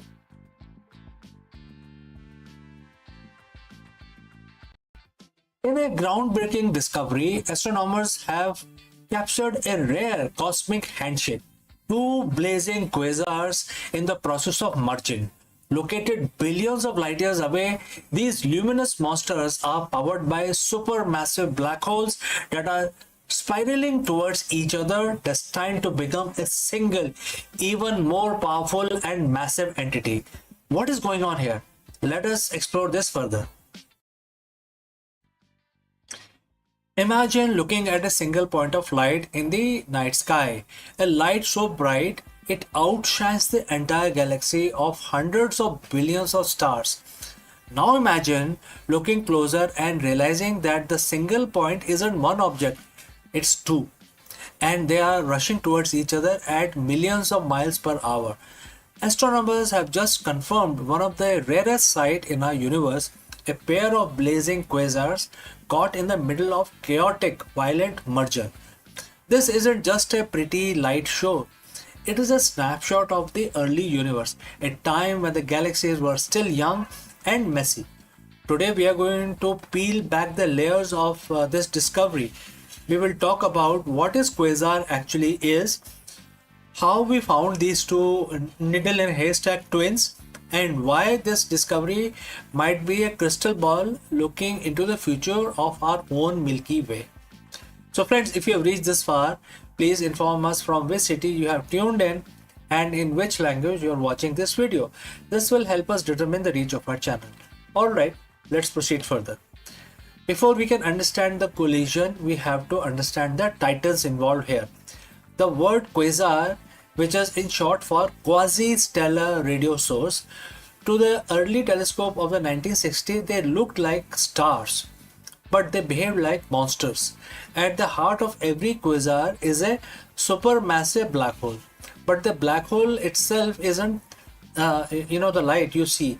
Black hole by definition don't let light escape. Instead, the glow came from the accretion disk, and as the black hole's gravity pull in massive amount of gas, dust, and even entire stars, That material spins around the center like water goes down the drain. The friction and the gravity heat this material to millions of degrees, causing it to glow with more energy than thousands of galaxies combined. They are the ultimate cosmic lighthouses, visible from very edge of the observable universe. When we see a quasar, we are seeing a black hole that is feeding. Finding a single quasar is hard. Finding two that are merging is nearly impossible. Why? Because they are so far away that they are usually appear as single blurry dot. But recently, a team of astronomers using the Gaia Space Observatory noticed something strange. Gaia is designed to track the positions of stars with incredible precision. While looking at the known quasars, they noticed a jiggle. The light wasn't moving in space, but its intensity was flickering back and forth between 2 points, like a railroad crossing signal seen from a distance. To confirm their suspicions, they called in the big guns, the Hubble Space Telescope and the Gemini North Telescope in Hawaii. Hubble's sharp eyes revealed that this wasn't just a trick of light or gravitational lensing, where a closer galaxy acts as a magnifying glass. No, these were two distinct massive galaxies, each with its own feeding black holes at the center, physically bound by gravity. They are currently separated by only about 10,000 light years, which in cosmic terms is like two people standing on opposite sides of the living room. This specific pair of quasars is special because of when we are seeing them, because the light takes time to travel. Looking deep into space is like looking back in time. We are seeing these quasars as they were just 900 million years after the Big Bang. This puts them squarely in the epoch of reionization.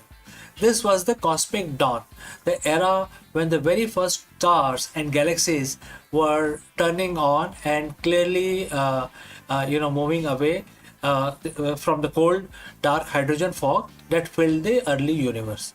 Seeing two quasars merging this early tells us that supermassive black holes didn't just grow slowly over billions of years, they grew through violence. They grew by eating each other. This discovery helps scientists refine their simulations of how the universe evolved from a hot soup of particles into a structured web of galaxies that we see today. You might be wondering, that's 12 billion years ago. Why does it matter to us now? Well, the Great Cosmic Collision is a preview of our own destiny. Right now, our galaxy, the Milky Way, is on a collision course with our neighbor, the Andromeda Galaxy. In about 4 to 5 billion years, our two galaxies will begin the same dance these quasars are doing right now. Our own central black hole Sagittarius A star, which is currently quiet and not feeding, might wake up during the merger. And as from gas from the Andromeda gets shoved into our galactical center, our black hole could ignite, turning a Milky Way into a blazing quasar for an distant alien astronomers to see. The two quasars we're talking about today have likely already finished their merger. In the now of the universe, they are probably one single gargantuan elliptical galaxy with one massive black hole at its core. We are just not catching the echoes of their ancient battle. It reminds us that the universe is not static place. It's a dynamic, evolving, and often violent masterpiece. Every time we find a pair like this, we add another piece to the puzzle of where we came from, where the cosmos is going, etc. So friends, thanks for joining in on this journey across space and time. If you want to keep exploring the wonders of the universe, make sure to hit the subscribe button. Until next time, please keep looking up. Before I part ways, a word from our affiliate partner. Stop settling for a good enough video. If your built-in laptop camera looks like a grainy mess, it is time for an upgrade. Want to instantly level up your video presence? I like to present the Lenovo Performance FHD webcam. This is a game changer for your desktop setup. Technically, this is packed. It has a very sensitive RGB sensor, very crisp photographs it takes. Also comes with two microphones on board, which helps you to record very clear voice in stereophonic format. And these microphones are very sensitive. You can actually move away from the camera up to 2 meters, and these microphones will pick up your voice without any problem. This is a very strong piece. This is very sturdy. Comes with tripod ready. Comes with a very long leash, so it gives you a lot of flexibility to place the webcam wherever you want to keep in your studio. And also it has a swivel base, which is also very handy. So if you want to basically level up your game and you want to pick up this camera at a discount, please click on the link here or scan the QR code. Now let's get back to our video.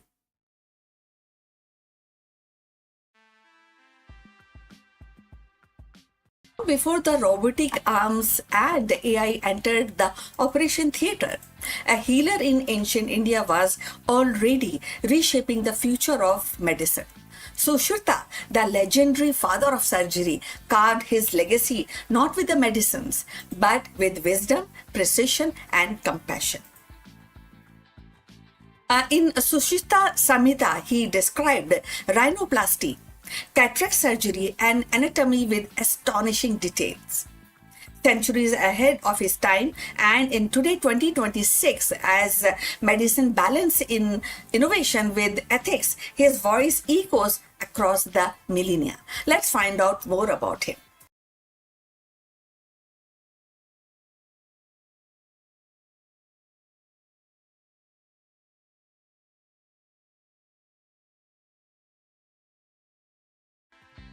In the annals of medical history, few names shines as bright as Sushruta, the ancient Indian physician whose vision and practice earned him the title of Father of Surgery. So, living around the 6th century BCE in Kashi, the modern Varanasi, Sushruta was more than a healer. He was teacher, he was philosopher and innovator who believed medicine was a sacred duty rooted in compassion and discipline. His legacy, preserved in Sushruta Samhita, continues to resonate even in 2026 as the world seeks balance between cutting edge technology and holistic care. Sushruta Samhita is monumental text spanning 186 chapters covering surgery, anatomy, pharmacy and pediatrics, taxology and prevention medicines. Within its page, Sushruta described surgical techniques that astonish modern readers also, like rhinoplasty using skin flaps, cataract surgeries by lens removal, and lithotomy for bladder stones and obesities, a procedure to save mothers, especially in critical conditions. He catalogs over 300 bones, 700 vessels, and a wide array of surgical instruments. So, demonstrating a mastery of anatomy that was centuries ahead of its time. His insistence on hygiene, diets, and lifestyle as pillar of health foreshadows even the modern preventive medicines. So, if you have reached this far, please inform us from which city you have tuned in and in which language you are watching this video. This will help us to determine the reach of our channel. So, going forward on this wonderful topic, Sushruta's contribution was not merely technical. He emphasized on ethics, compassion, and the morality of responsibilities of physicians. So, in an age where the artificial intelligence and robotics are entering in operating rooms, his reminder that the healing is both science and art, and that feels especially both the things combination and the field definitely you will also agree is very urgent even in 2026. Technology may enhance precision, but the human touch, empathy, respect, and ethical judgment remains irreplaceable. In 2026, Sushita's relevance is striking. As reconstructive surgery advances, his pioneer in rhinoplasty techniques are recognized as a procedure to modern plastic surgery. As integrative medicines gains traction, his holistic approach, combining such surgery with Ayurveda, diets, and lifestyle, offers a model for sustainable healthcare. And as a global health system grapples with the pandemics, lifestyle diseases, and ethical dilemmas, his vision of medicines as moral duty provides timeless guidance. So, Sushruta's life reminds us that innovation is not only about inventions but about foresight. He anticipated the need for structured surgical training, insisting that students practice on watermelon or animal carcasses before operating on human. As a principle, echoes even today's medical simulations.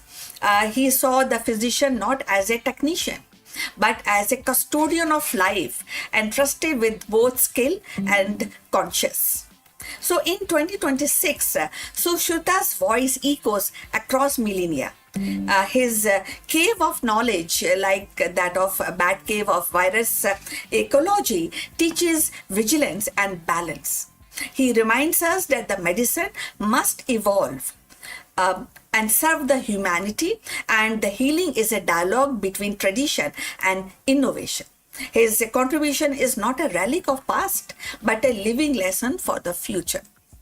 So, definitely, and this is something, his legacy is not definitely we should read, we should appreciate, and we should also follow the footstep, what he has put across for human development, human health development. So, his legacy, as I said, is not definitely a relic, it's a living compass pointing us towards future where the healing is both precise and compassion. So we have come to end of this interesting topic. I will request you to like and subscribe our channel and look forward for your comments on this topic. See you in the next one. But before we end this live video, a few words about our affiliate partner. Stop settling for a good enough video. If your built-in laptop camera looks like a grainy mess, it is time for an upgrade. Want to instantly level up your video presence? I like to present the Lenovo Performance FHD webcam. This is a game changer for your desktop setup. Technically, this is packed. It has a very sensitive RGB sensor, very crisp photographs it takes. Also comes with two microphones on board, which helps you to record very clear voice in stereophonic format. And these microphones are very sensitive. You can actually move away from the camera up to 2 meters and these microphones will pick up your voice without any problem. This is a very strong piece. This is very sturdy. Comes with tripod ready. Comes with a very long leash, so it gives you a lot of flexibility to place the webcam wherever you want to keep in your studio. And also it has a swivel base, which is also very handy. So if you want to basically level up your game and you want to pick up this camera at a discount, please click on the link here or scan the QR code. Now let's get back to our video.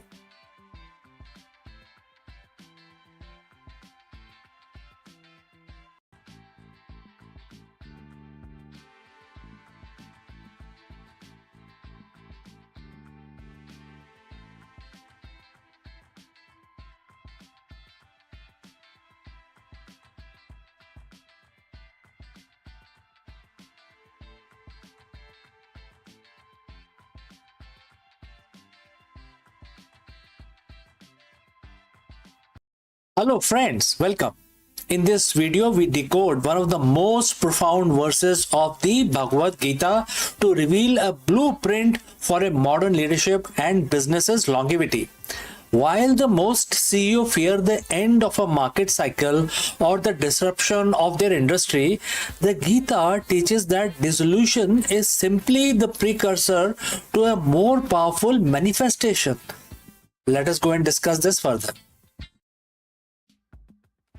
Every CEO, every founder, every leader share a common nightmare. That is the end. The end of a product relevance, the end of a market cycle, the end of an era. We spend billions on R&D and strategy just to stave away and stave off the inevitable moment when what we have built is no longer enough. We treat disruption like an enemy, and therefore it has to be defeated. But what if the end wasn't a failure? What if it was a biological, even cosmic necessity? Today we are bridging the gap between the modern boardroom and the ancient Vedic philosophy. We are looking at chapter 9, verse 7 of the Bhagavad Gita, where Shri Krishna, Bhagwan Krishna, reveals a concept that can transform your lead, you can scale, and most importantly, how you can pivot. Welcome to the Eternal Pivot Leadership Lessons from the Cycle of Kalpa. So friends, if you have reached this far, please inform us from which city you have tuned in and in which language you are watching this video. This will help us determine the reach of our channel. Alright, let's look at the verse. The text says, and in this context, Bhagwan Krishna says to Arjun, quote starts, every material being enter into me at the end of the every cycle of Kalpa or a millennium. O Konte, I send them back again at the beginning of the next cycle, quote close. To understand this, for business, we need to understand two terms, Kalpa and dissolution. A Kalpa is a massive cycle of time, a cosmic fiscal year or a grand scale. At the end of this cycle, everything, the stars, the planet, the souls, merges back into the source. Nothing is destroyed in the scene, in a sense of vanishing into nothingness. It is simply pulled back into a state of potential. You know potential energy? Right.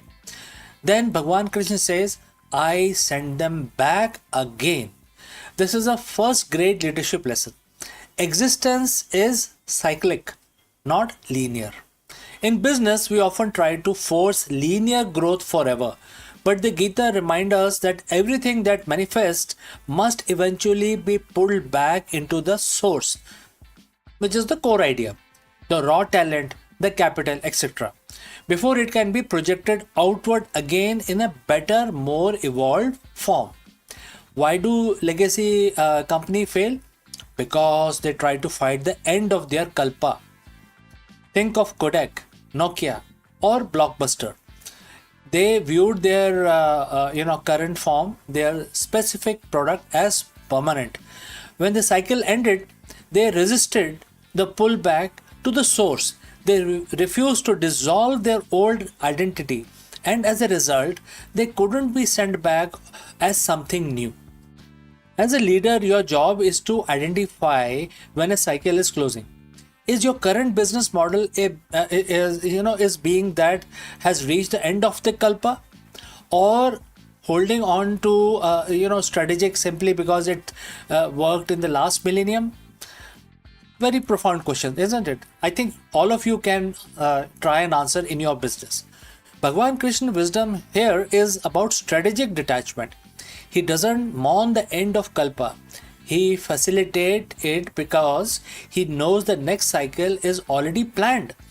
A Gita aligned CEO doesn't see a market crash as a catastrophe.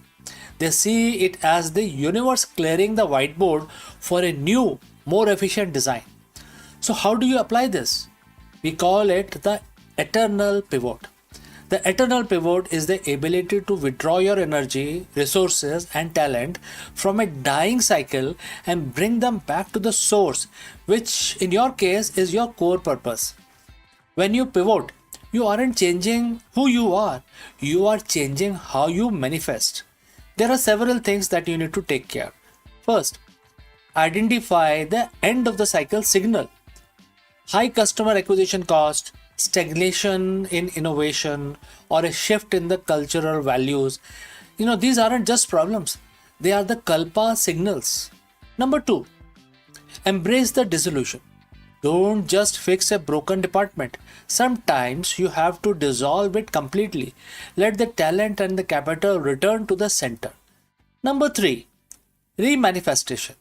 Ask yourself, if you were starting from scratch today with the wisdom of the past, what would I send back into the world? This is exactly what Krishna does. He doesn't just repeat the previous cycle. He sent beings back again, fresh, renewed, and ready for the new era. Leading from the verse 7 means leading with a cosmic perspective. It removes the ego from the pivot. If you believe you are your current product, a pivot feels like a personal death.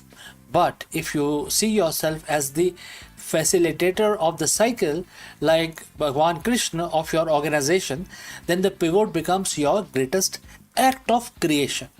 You become a leader who's unshakable. When the industry is in chaos, you are calm because you understand the mechanics of the kalpa. You know that for something to be born, something must first return to the source. You aren't just managing people, you are managing the rhythm of evolution. Next time when you face a major transition, a failed venture, or a shifting market, don't look at it as an ending of the your career, etc. Look at it through the lens of chapter 9 and verse 7. The cycle is closing so that the new one can begin. Your material being, your current project, is just returning to you so that you can send it back out, stronger, wiser, and more aligned with the future. Master this cycle, embrace the dissolution, and always be ready for the next kalpa. So friends, thanks for watching and thanks for listening. Now you go forth and lead the next cycle. If you have any questions, please feel free to send it across. Before I leave you today, a word about our affiliate partner. Stop settling for a good enough video. If your built-in laptop camera looks like a grainy mess, it is time for an upgrade. Want to instantly level up your video presence? I like to present the Lenovo Performance FHD webcam. This is a game changer for your desktop setup. Technically, this is packed. It has a very sensitive RGB sensor, very crisp photographs it takes. Also comes with 2 microphones on board, which helps you to record very clear voice in stereophonic format. And these microphones are very sensitive. You can actually move away from the camera up to 2 meters and these microphones will pick up your voice without any problem. This is a very strong piece. This is very sturdy. Comes with tripod ready. Comes with a very long leash, so it gives you a lot of flexibility to place the webcam wherever you want to keep in your studio. And also it has a swivel base, which is also very handy. So if you want to basically level up your game and you want to pick up this camera at a discount, please click on the link here or scan the QR code. Now let's get back to our video.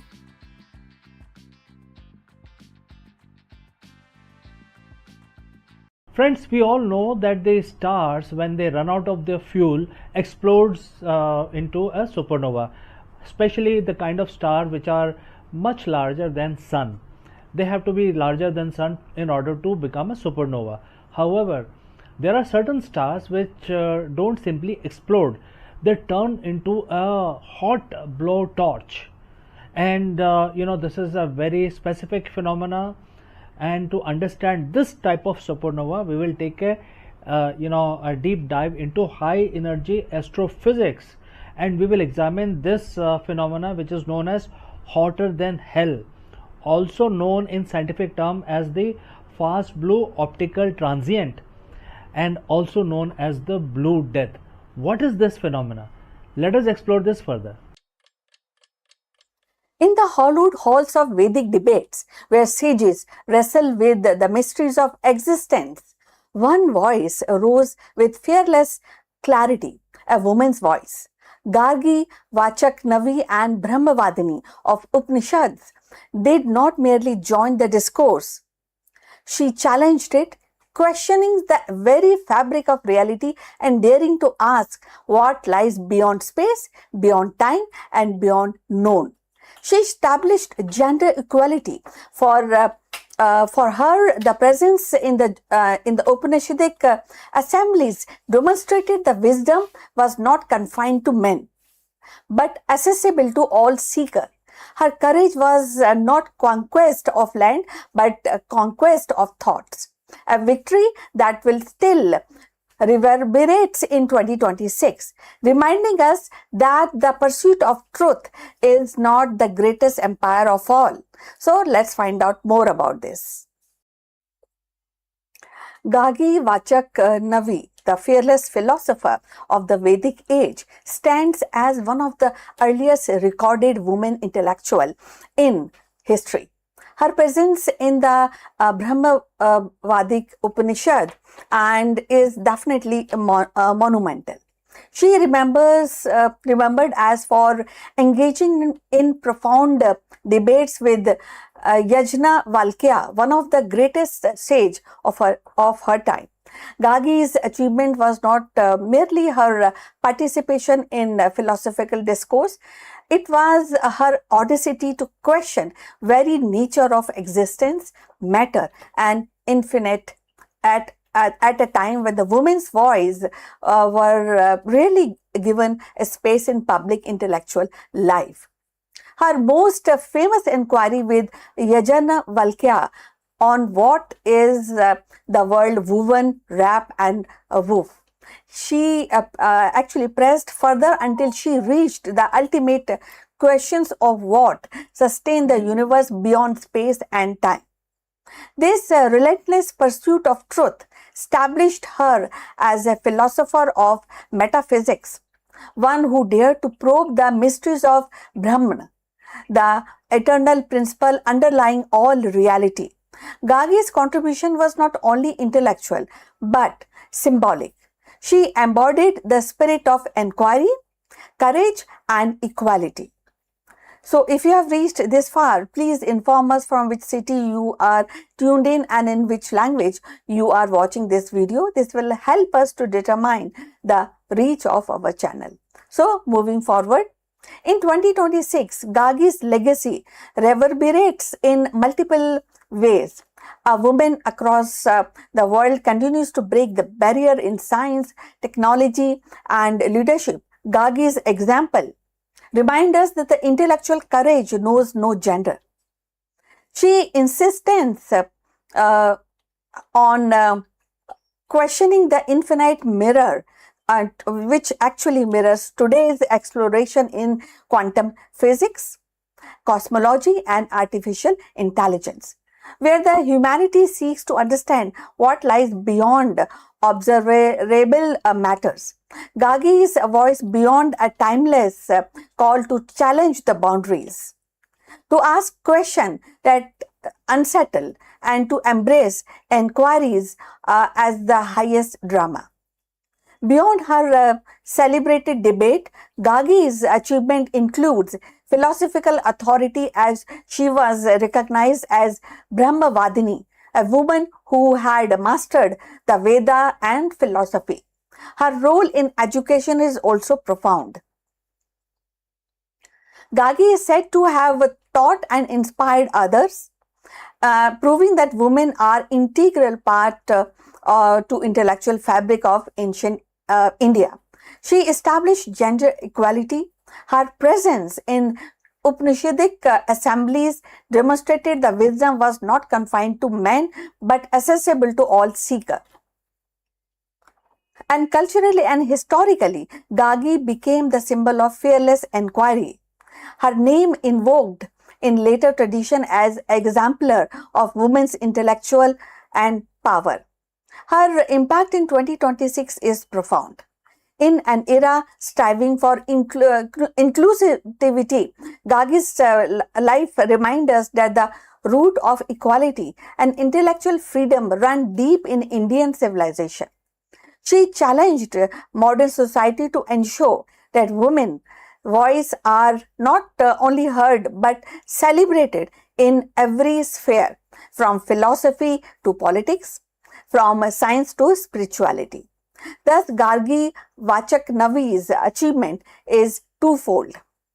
She expanded the horizon of metaphysical thoughts and she shattered the barriers of gender in intellectual discourse. In 2026, her legacy inspires us to keep questioning, to embrace the diversity of thought, and to recognize that the pursuit of truth is the greatest achievement of all. Gagi Vachak Navi's voice, rising from the sacred assemblies of Upanishads, continue to echo across the centuries as the beacon of fearless inquiry.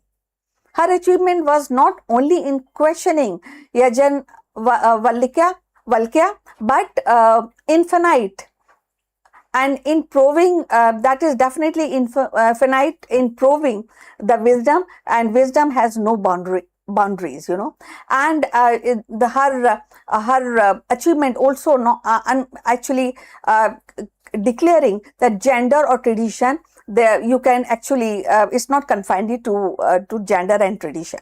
So in 2026, her legacy stands as a mirror to our own age, an era where women lead in science, technology, philosophy, carrying forward the same spirit of audacity that Gagi embodied. She reminds us that the true empire is not built on conquest of or power, but on the courage to ask, to challenge, and to seek the eternal truth. Gagi's triumph lies in her refusal to be silent, her insistence that the infinite must be questioned, her gift of showing humanity that the pursuit of knowledge is itself is the highest drama. So her voice endures and urges us to keep questioning, keep seeking, and keep breaking boundaries, because the unconquerable achievement is not in answers but in the eternal quest itself. So we have come to the end of this video. Thanks for watching, and please like and subscribe our channel, and see you in the next one. For years, Anthropic Claude was known for as a conversational powerhouse on AI that could reason, that could assist, and also solve the complex tasks. But today, in 2026, the company has decided to redraw the boundaries of creativity. With the debut of Claude Design, Anthropic actually has stepped boldly into the visual arena, and where it offers the tool that transform and to the plain language into a polished and presentation, prototype, and marketing visual. This is not just another AI feature, but it is reimagination of how the idea takes shape. No templates, no plain canvases, just words flowing into images. For entrepreneurs, for educators, and the creators, Claude Design promises speed and accessibility. And for a design industry, it raises the questions about the originality and artistry, and the role of human imagination in the era of machine learning, machine marketing, visual. So let's find out more about this.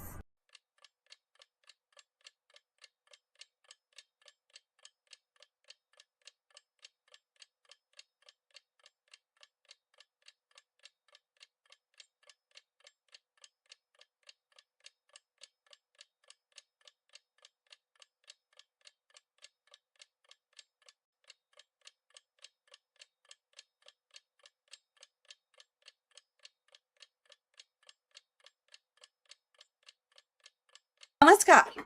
Kashmir की वादियों में जब धार्मिक और सामाजिक उथल पुथल का दौर था, तब एक स्त्री ने अपनी जीवन की पीड़ा को साधना की शक्ति में बदल दिया, और वे थी लल्लेश्वरी। उन्होंने मंदिरों और अनुष्ठानों से परे जाकर ये सिखाया कि सच्चे शिव भगवान हमारे भीतर है और शांति भी हमारे मन में ही जन्म लेती है। उनकी कविताएं केवल कविताएं नहीं थी, बल्कि आत्मा की चिकित्सा थी। उन्होंने टूटे हुए शब्द जो दिल थे उनको जोड़ने का काम किया और अशांत हृदय को संतुलन भी प्रोवाइड किया। लल्लेश्वरी ने कश्मीर के लोगों को ध्यान, मौन और आत्म स्वीकृति का मार्ग दिखाया। उनके संवाद ने ये विश्वास जगाया कि मानसिक संतुलन बाहरी साधनों से नहीं, बल्कि भीतर की जागरूकता से आता है। आज 700 साल बाद भी उनकी वाणी उतनी ही प्रासंगिक है। चलिए जानते हैं उनके बारे में और कुछ। 14वीं शताब्दी का कश्मीर सामाजिक और धार्मिक उथल पुथल का दौर था, और इसी समय जन्मी लल्लेश्वरी, एक ऐसी संत कवित्री और आध्यात्मिक चिकित्सक कि जिन्होंने अपने अनुभवों और वचनों से लोगों को आत्मिक शांति और मानसिक संतुलन का मार्ग दिखाया। वे न केवल एक कवित्री थी, बल्कि एक हीलर भी थी, जो मन के घावों को शब्दों और ध्यान से ही भरती थी। लल्लेश्वरी का जीवन साधारण नहीं था। विवाह में असमानता और कठोर सामाजिक बंधनों ने उनको भीतर से झकझोर दिया था, लेकिन उन्होंने उन पीड़ाओं को आत्मविश्लेषण का साधन बनाया। घर छोड़कर उन्होंने कश्मीर में अपनी साधना के मार्ग को अपनाया। अपने अनुभवों के को जो कविताओं में छोटी छोटी जो कविताएं हैं उनमें उनको रूपांतर किया, और उसी द्वारा अपने जो भी माइंड हीलर या जो भी हीलर की बात थी वो लोगों तक पहुंचाई। इन कविताओं ने उन्होंने आत्मा को स्वतंत्र और ईश्वर से सीधा संवाद और मन की शांति का संदेश देने वाला बताया। उन्होंने मानसिक शिक्षाएं स्वास्थ्य के लिए आज तक भी प्रासंगिक है। लल्लेश्वरी कहती थी कि मनुष्य को बाहरी दिखावे और कठोर नियमों से मुक्त होकर भीतर की सच्चाई को पहचानना चाहिए। उन्होंने संवाद में आत्म स्वीकृति और ध्यान को शक्ति झलकती है इस तरह से दर्शाया। वे कहती थी कि शिव मेरे भीतर है, मंदिर भी हमारे भीतर है, बाहर नहीं है। तो ये केवल धार्मिक उद्घोष नहीं, बल्कि मानसिक स्वास्थ्य का सूत्र है। अपने भीतर की शक्ति को पहचानना और बाहरी दबावों से मुक्त रहना, और या मुक्त अपने आप को करना। लल्लेश्वरी की व्याख्या लोगों को आत्म अनुशासन, करुणा और सरलता की ओर ले जाती थी। वह मानती थी कि मानसिक शांति तभी संभव है जब हम अपने भीतर के भय या लालसा को छोड़ दें। उनके शब्दों आज जो है वो आज के टाइम में भी माइंडफुलनेस और मानसिक स्वास्थ्य थेरेपी की तरह काम करते हैं, और उनकी वैलिडिटी आज भी है। और इसीलिए जब 2026 में हम अगर उनकी जो टीचिंग है उनकी वैधता जाने, तो सबसे ज्यादा अभी ही उसकी रिक्वायरमेंट है। जब सारी दुनिया चिंता, तनाव और मानसिक असंतुलन से जूझ रही है, तो लल्लेश्वरी की शिक्षाएं और भी प्रासंगिक हो जाती है आज के समय में। उनका संदेश सत्य भीतर है, शांति भीतर है, और आधुनिक मानसिक स्वास्थ्य विज्ञान के साथ बिल्कुल मेल खाती हैं। ध्यान और आत्म स्वीकृति और करुणा जिन पर वह बल देती थी, और आज भी मनोवैज्ञानिक उपचार और वेलनेस प्रोग्राम का आधार बनी हुई है। लल्लेश्वरी का जीवन हमें यह सिखाता है कि पीड़ा को शक्ति से बदला जा सकता है। उनकी व्याख्याएं, उनकी कविताएं केवल कश्मीर की सांस्कृतिक धरोहर नहीं है, बल्कि मानसिक स्वास्थ्य को वैधता देती हैं और पूरे संसार की धरोहर बन जाती हैं। 2026 में भी उनका संदेश उतना ही जीवंत है जितना कि 700 साल पहले था। मन शांत रखो, आत्मा को पहचानो और जीवन को करुणा से भर दो। तो अगर अभी आप यहाँ तक पहुंचे हैं तो कृपा करके बताइए कि आप किस शहर से हमसे जुड़े हैं और किस भाषा में ये वीडियो देख रहे हैं। इससे हमारे चैनल की पहुंच को समझने में हमें मदद मिलती है। चलिए आगे चर्चा बढ़ाते हैं। लल्लेश्वरी का जीवन हमें ये भी सिखाता है कि पीड़ा और संघर्ष को साधना और आत्म विश्लेषण या अन्वेषण में बदला जा सकता है। उनकी कविताएं और उनकी व्याख्याएं कविता नहीं है, सिर्फ मनोरंजन की कविता नहीं है, बल्कि मन की चिकित्सा थी। ऐसे शब्द जो कश्मीर के लोगों को मानसिक संतुलन और आत्मिक शांति प्रदान करते थे। उनके ध्यान, मौन और आत्म स्वीकृति का जो माध्यम है, ये हमें बताता है, ये सिखाता है कि सच्चा मंदिर हमारे भीतर है, सच्चे शिव भगवान भी हमारे भीतर निवास करते हैं। आज 700 साल बाद भी उनकी शिक्षाएं उतनी ही जीवंत है। 2026 की दुनिया जहां तनाव, चिंता बढ़ रही है, वहीं लल्लेश्वरी का संदेश सत्य भीतर है, शांति भीतर है, माइंडफुलनेस और मानसिक स्वास्थ्य की आधुनिक अवधारणाओं से गहराई से मेल खाती हैं। उनकी वाणी हमें याद दिलाती है कि आत्मा की ज्योति कभी बुझती नहीं है, जो इसे पहचान लेता है वही मुक्त हो जाता है। तो अब हम अपनी चर्चा के अंत तक पहुंच चुके हैं। कृपा करके अपनी सोच और जो भी आपकी टिप्पणी है इस विषय पे जरूर साझा कीजिए, अपने विचार हम तक पहुंचाइए। कृपा करके हमारे चैनल को लाइक और सब्सक्राइब करना मत भूलिए। चलिए अभी विदा लेती हूँ, आपसे फिर बहुत ही जल्दी मिलते हैं। Bye bye.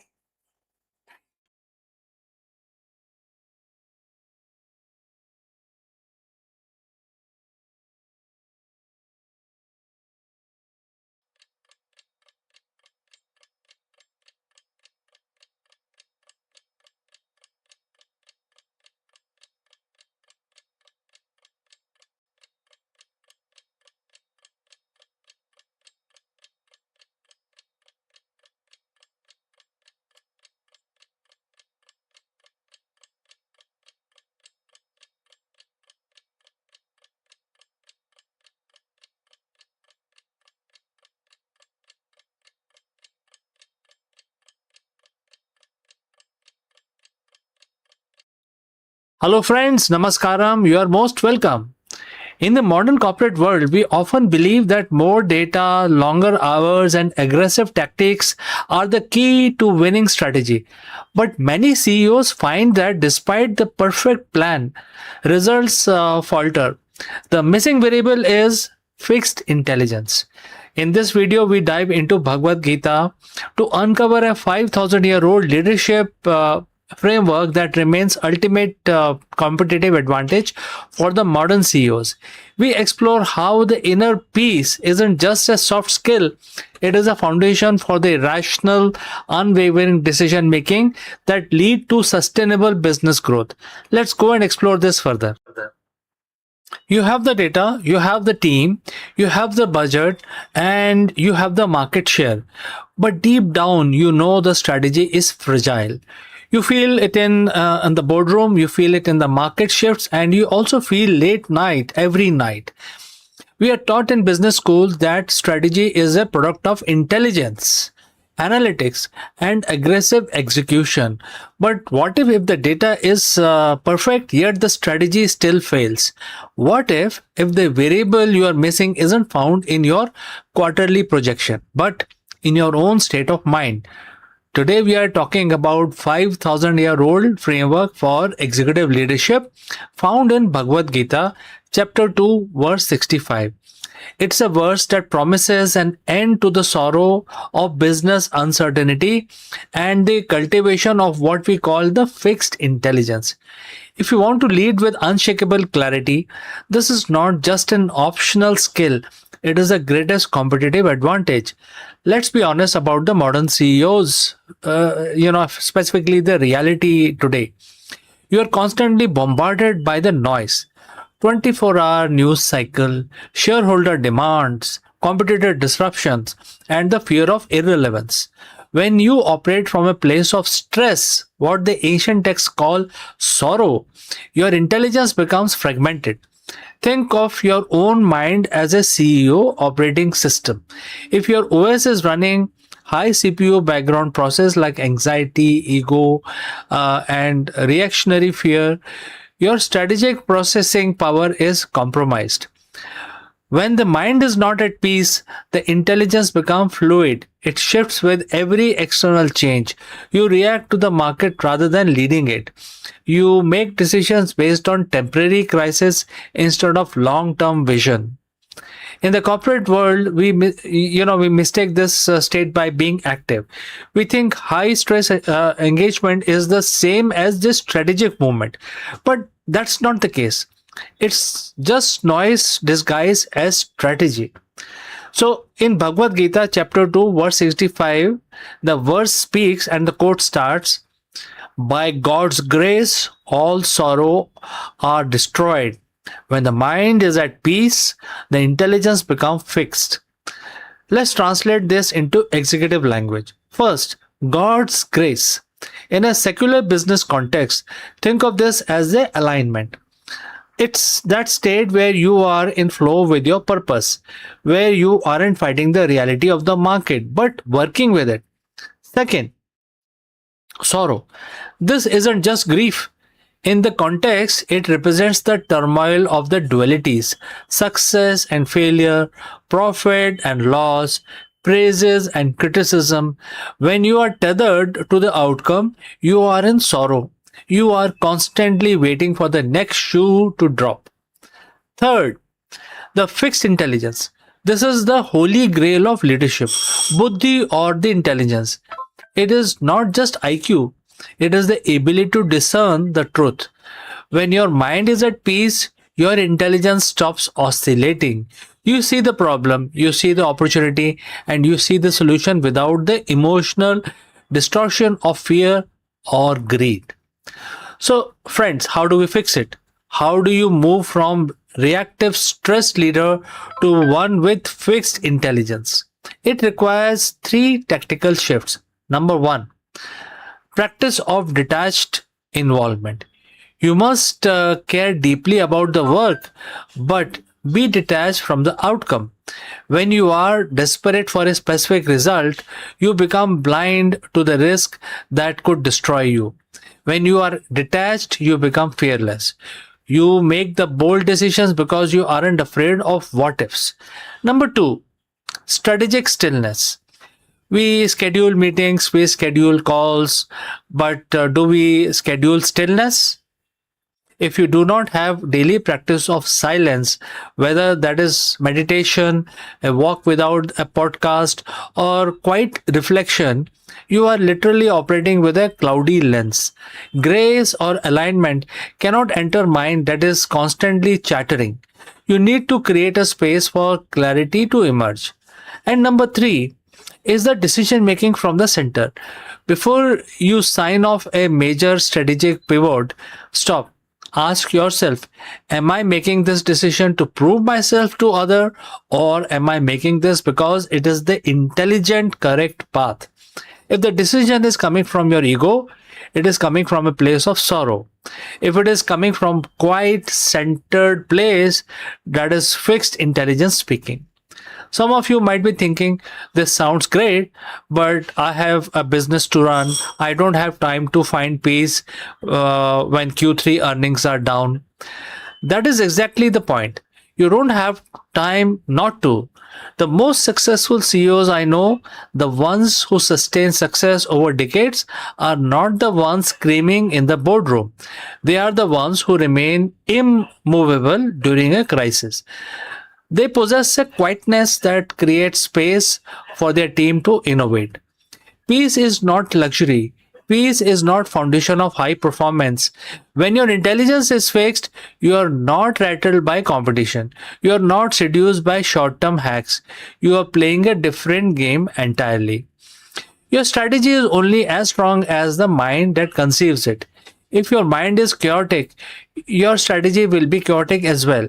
If you want to move from reactive to visionary, start today.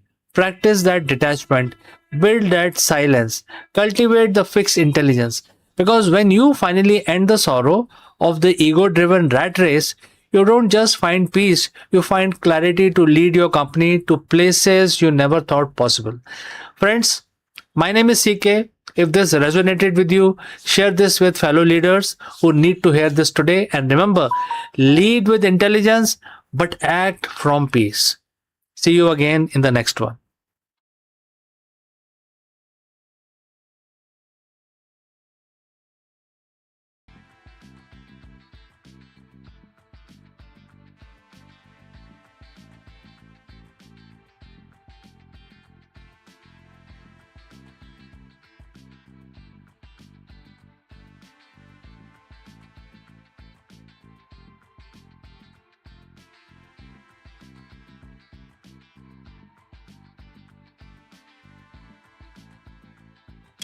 Friends, let us stop wasting 40% of our marketing budget on fragmented workflows.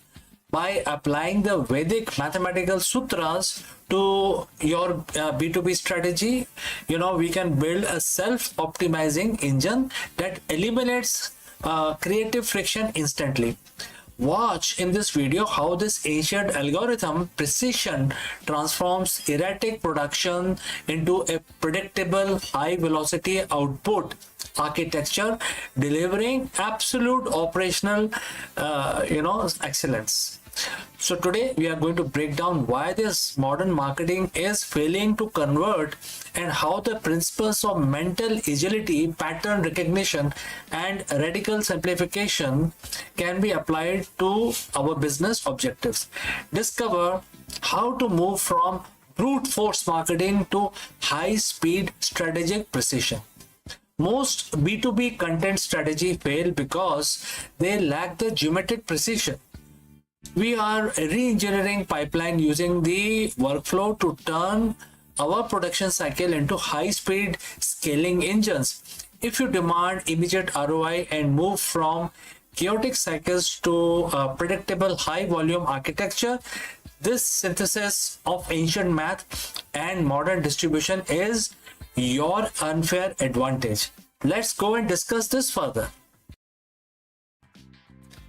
To build a self-optimizing scaling engine, a leader must shift from managing daily tasks to designing a point of reference system that functions with strategic precision. Drawing inspirations from the Shrestha, which is the distinguished individual who set the standard for others to follow in business. The goal is to create a hierarchy of consciousness where decisions making is rooted beyond the simple data and intellect. By integrating principles like nishkam karma or action without desire for results, a CEO can focus on dedicated performance of duties and the structural integrity of the firm while detaching their emotional self-worth from fluctuating marketing outcomes. This approach leverages the same mental agility found in the ancient computational logic to strip away the noise of the modern complexity, allowing the business to scale through radical simplification and high-speed strategic alignment. So friends, if you have reached this far, please inform us from which city you have tuned in and in which language you are watching this video. This will help us determine the reach of our channel. Now let's proceed further. Most B2B leaders are trapped in the platform adoption cycle. You create one great insight, then spend 10 hours manually watering it down for LinkedIn, another 5 for your YouTube, and 3 more for email, newsletter, etc. It's a brute force scaling, and that is why your growth feels like a heavy lift. Today we are basically borrowing a principle from Vedic math to fix this. It is called the let me translate in English. It says by one more than the previous one. So in math, it's a shortcut for squaring numbers. In strategy, it is the formula for a self-optimizing scaling engine. The formula doesn't start with content. It starts with a core strategic insight. Think of this like a base 10. in Vedic logic, you don't recreate the number every time you square it. You simply look at what comes before and add 1 to it. Your first step is to identify your Shrestha insight, which is the distinguished point of reference that defines your expertise. If you are a business consultant, your insight isn't how to sell, it might be the hierarchy of decision making. Once this core is solidified, we stop creating and start recursing. And here is how we apply the formula, which is insight plus 1. Instead of manual adaptation, you build a recursive system. And there are certain steps here. Step 1 is your core video or article is the previous one, right? That means you need to work on plus 1 part of it. Step 2 is system identifies the one more, the unique technical requirement of the next channel, like for example LinkedIn poll or Twitter thread or YouTube short, etc. Step 3 is instead of rewriting the system, extract the logic. So by applying this plus 1 more logic, you aren't managing 16 different channels. You are managing one engine that views each channel as a simple mathematical iteration of the original truth. And this is the Nishkam Karm in marketing. You focus on the dedicated performance of the core duty, and the result across the 16 channels become a calculated byproduct. So why 16? In Vedic math, we often work with 16 sutras. Imagine your scaling engine is a 4x4 grid. And so there are several things you can do actually with this. First is direct professional. Direct professions can things like LinkedIn, newsletter, white paper, etc. You can also start working on the visual impact, which includes YouTube campaigns, Instagram, SlideShare, etc. You should also look at the real-time engagement like Twitter, threads, webinars, or internal/secondary initiatives like employee advocacy, client portals, and podcast. When the formula is automated using agentic AI or standardized framework, the engine takes your single core insight and calculates the one more needed for all 16 platforms simultaneously. You move from being a content creator to a strategic point of reference. The result is radical simplification. You stop being paralyzed by the outcome across every platform and start trusting the mathematical precisions of your system. You are no longer adapting to platforms. The platforms are adapting to your logic. And that is how you build a self-optimizing engine that scales while you focus on the next big shift. So in 2026, shift towards algorithmic oversight model makes a transition from manual content moderation to high-speed point of reference system that prioritize total brand integrity. By establishing a hierarchy of consciousness within the AI, these models move beyond simple data processing to ensure that every output aligns with the core strategy value of the firm. This structural approach allows leaders to apply the principle of Nishkam Karm, focusing on dedicated performance of the system's duty while detaching from the noise of individual platform fluctuations. Consequently, organizations can achieve a 10x increase in production speed using a recursive logic to scale a single core insight across 16 channels without sacrificing the Shrestha, which is a standard of quality. This radical simplification effectively dismantles the complexity trap, transforming the CEO's role from the bottleneck of the manual approval to the architect of self-optimizing engines. To ensure the engine remains self-correcting, you must establish a feedback loop where each modular unit functions as a diagnostic sensor of the structural health of the next one. The system mirrors the hierarchy of consciousness where the lower level data points are continuously refined by high level point of reference to prevent the complexity trap. By treating every channel output as recursive calculation, applying the logic of one more than the previous one, the engine identifies the misalignment in real time, allowing for radical simplification rather than manual troubleshooting. This structural integrity ensures that as production speed increases by 10x, the brand's core value remains protected through automated algorithmic oversight. Ultimately, this feedback loop enables a leader to practice nishkam karma, focusing on the dedicated maintenance of the engine's architecture while the system itself handles the burden of self optimization. By mastering these ancient principles of logic and efficiency, you transition from a participant to the complexity, a participant in the complexity trap to the architect of the high-speed, self-optimizing system. And this approach ensures the strategic growth is not just rapid but also rooted in the structural integrity and precision required for the 2026 landscape. As you implement the Vedic engine, you fulfill the role of the Shrestha, establishing a point of reference that defines the standards for the global B2B excellence. Focus on the dedicated performance of the system and let the calculated results across your 16 channels speak for themselves. So friends, we have come to the end. I am CK, and if you have any questions, please do not hesitate to send it across in the comment section below. I'd love to hear from you and address any query, any opinion as well. See you in the next one. Before I close this session, a word about our affiliate partner. Stop settling for a good enough video. If your built-in laptop camera looks like a grainy mess, it is time for an upgrade.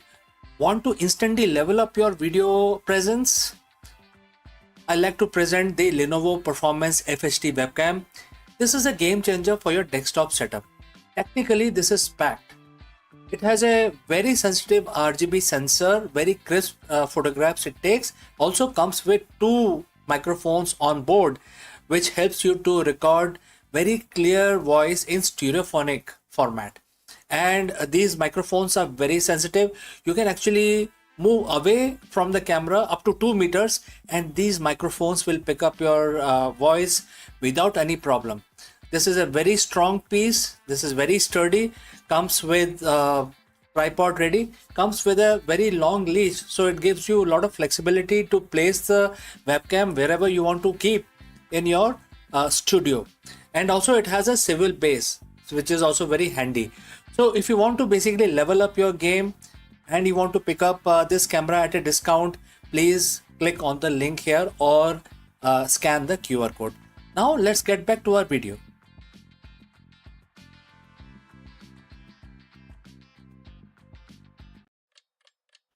In the turbulent dawn of 16th century, when India's spiritual soil was fractured by ritual, rigidity, and social division, a golden figure rose from Navadip, and his name was Chaitanya Mahaprabhu. He was not merely a saint, but a storm of divine happiness, a mystic whose voice carried the thunder of revolution and the tenderness of love.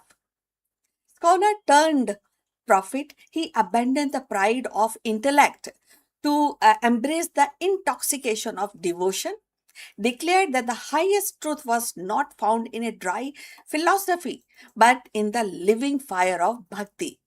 His presence transformed the streets into sanctuaries, his kirtans into cosmic symphony, and his doctrine into the bridge between the finite and the infinite. Chaitanya was both the dancer and the flame, both the devotee and the divine, igniting hearts with the cry of Krishna's name. So to encounter him was to be swept into the tide of love that dissolved caste, creed, and worldly boundaries, leaving only the raw pulse of humanity united in song. So let's find out more about him. Chaitanya Mahaprabhu, born as Vishambhara Mishra in 1486 in Navadip, Bengal, stands as one of the most transformative figure in India's spiritual history. His life was not merely that of saint but of a revolutionary mystic who reshaped the religious landscape of his time. Known as Gauranga for his golden complexion uh, and also for being born under neem tree. So, Chaitanya embodied both intellectual brilliance of scholar and happiness and devotion of a mystic. His early years revealed uh, talent in Sanskrit grammar and logic, but destiny drew him away from the scholastic pride and also into making illuminous path of bhakti devotion to Krishna. The turning point came when he met Ishara Puri in Gaya, receiving invitation and experiencing a profound spiritual awakening.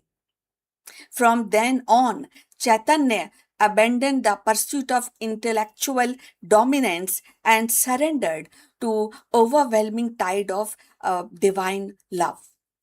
He pioneered the Sanskritan movement, a movement which is full of Sangeet, music, and dance. So, and that definitely the whole happiness is like it's like combining chanting of the holy name of Krishna and transforming the streets and the courtyards into centuries of devotion. His kirtans were not merely rituals, they were living flame of collective spiritual energy, dissolving barriers of caste, creed, and social hierarchy. When the local ruler attempted to suppress this movement, Chaitanya responded not with the violence but with the peaceful march of thousands, demonstrating the power of devotion to overcome the wildly authority.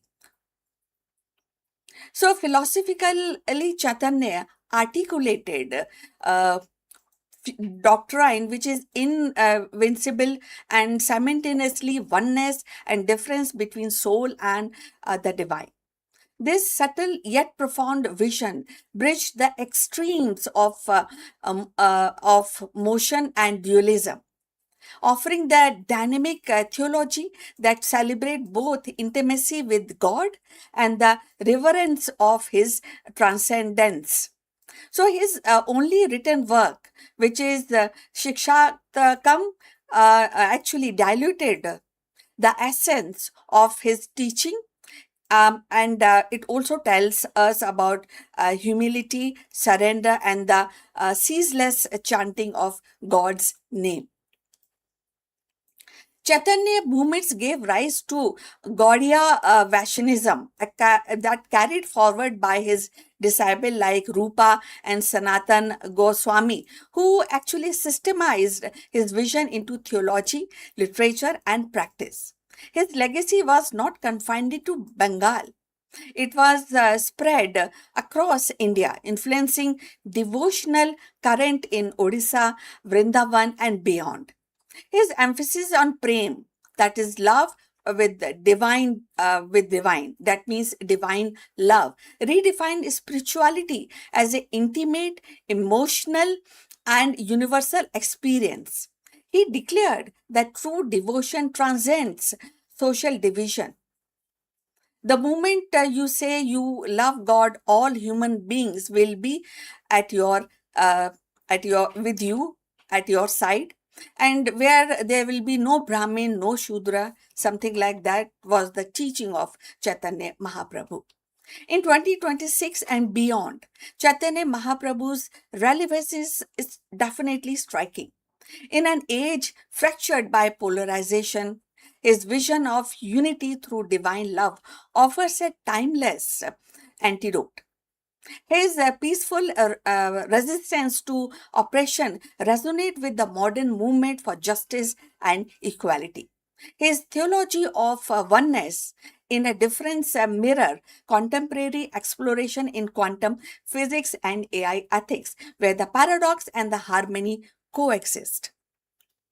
The Sankirtan movement, with its emphasis on collective chanting, foreshadow the global search for community and shared transcendence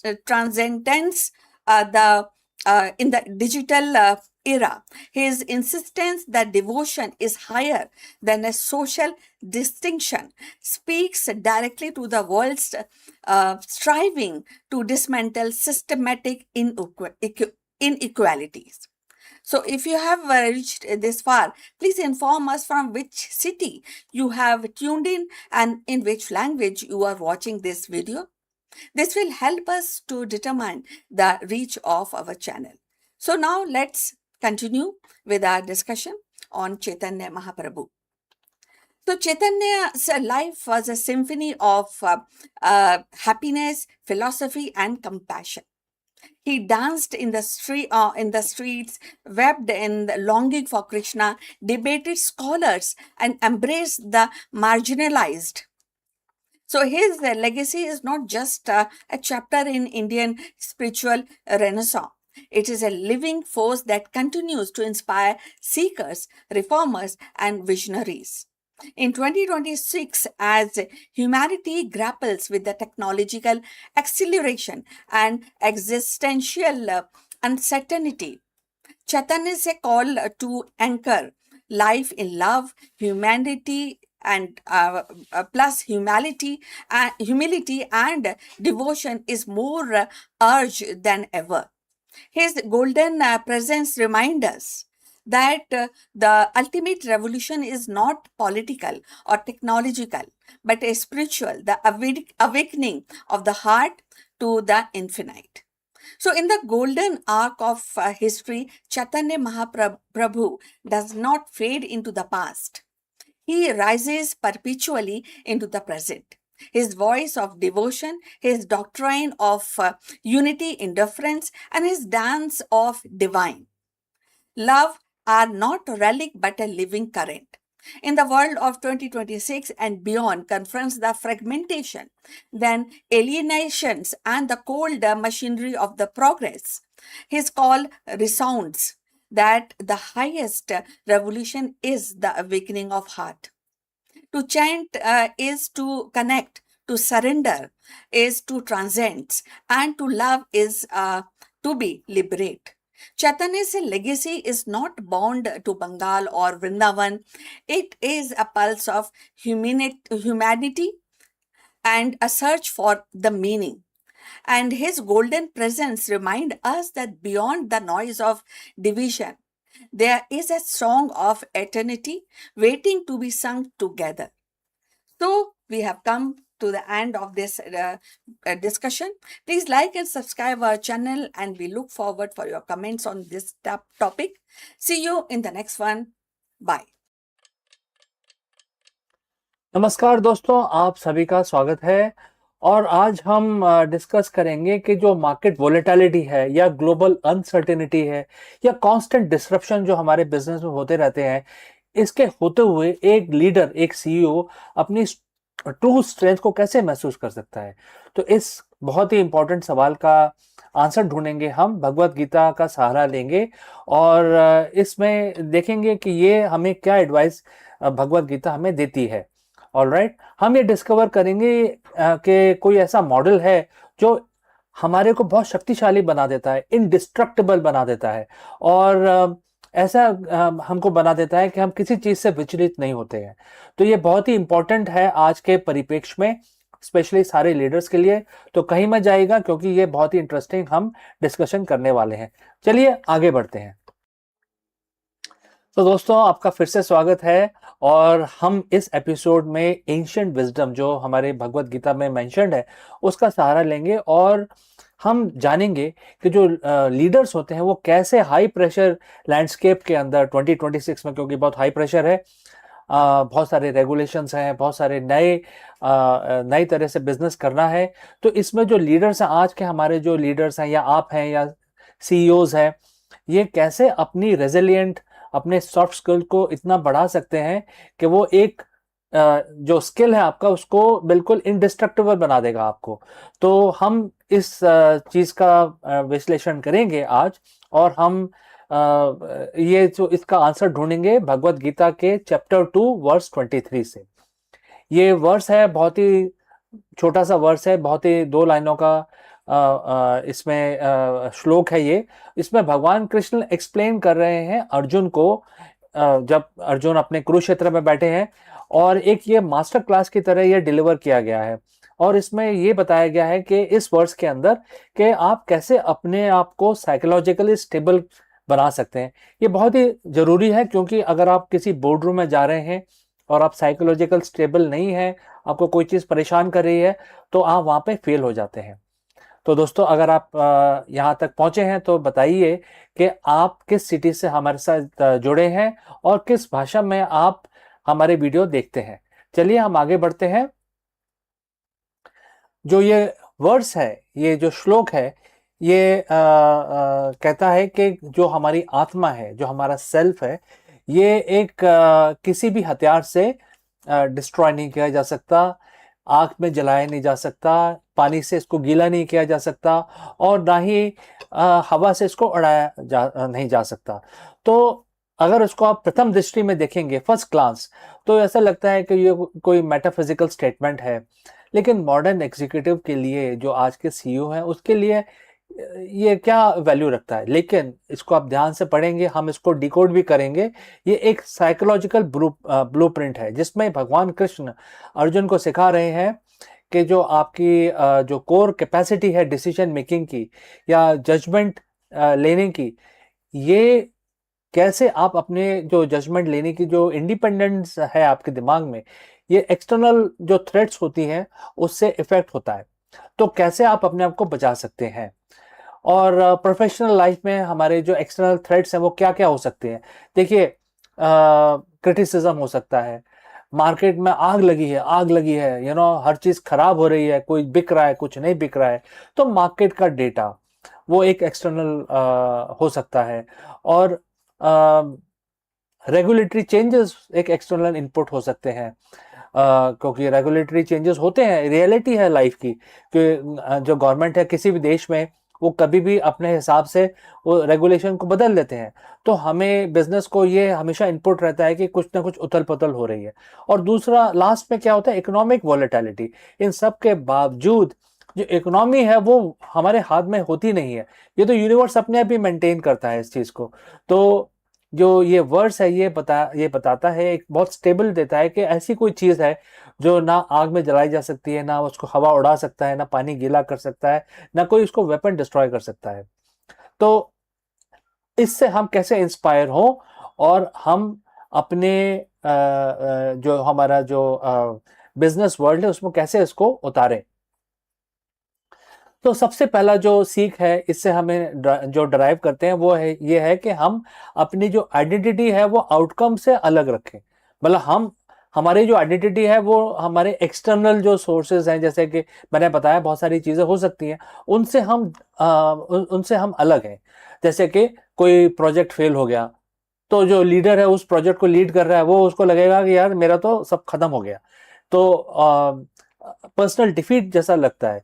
तो गीता हमें इस चीज का ज्ञान देती है कि personal defeat या पर्सनल विक्ट्री से हम विचलित नहीं होना चाहिए, हमें विचलित नहीं होना चाहिए। और हमारी जो इंटेग्रिटी विजन है वो काफी लॉन्ग टर्म होना चाहिए।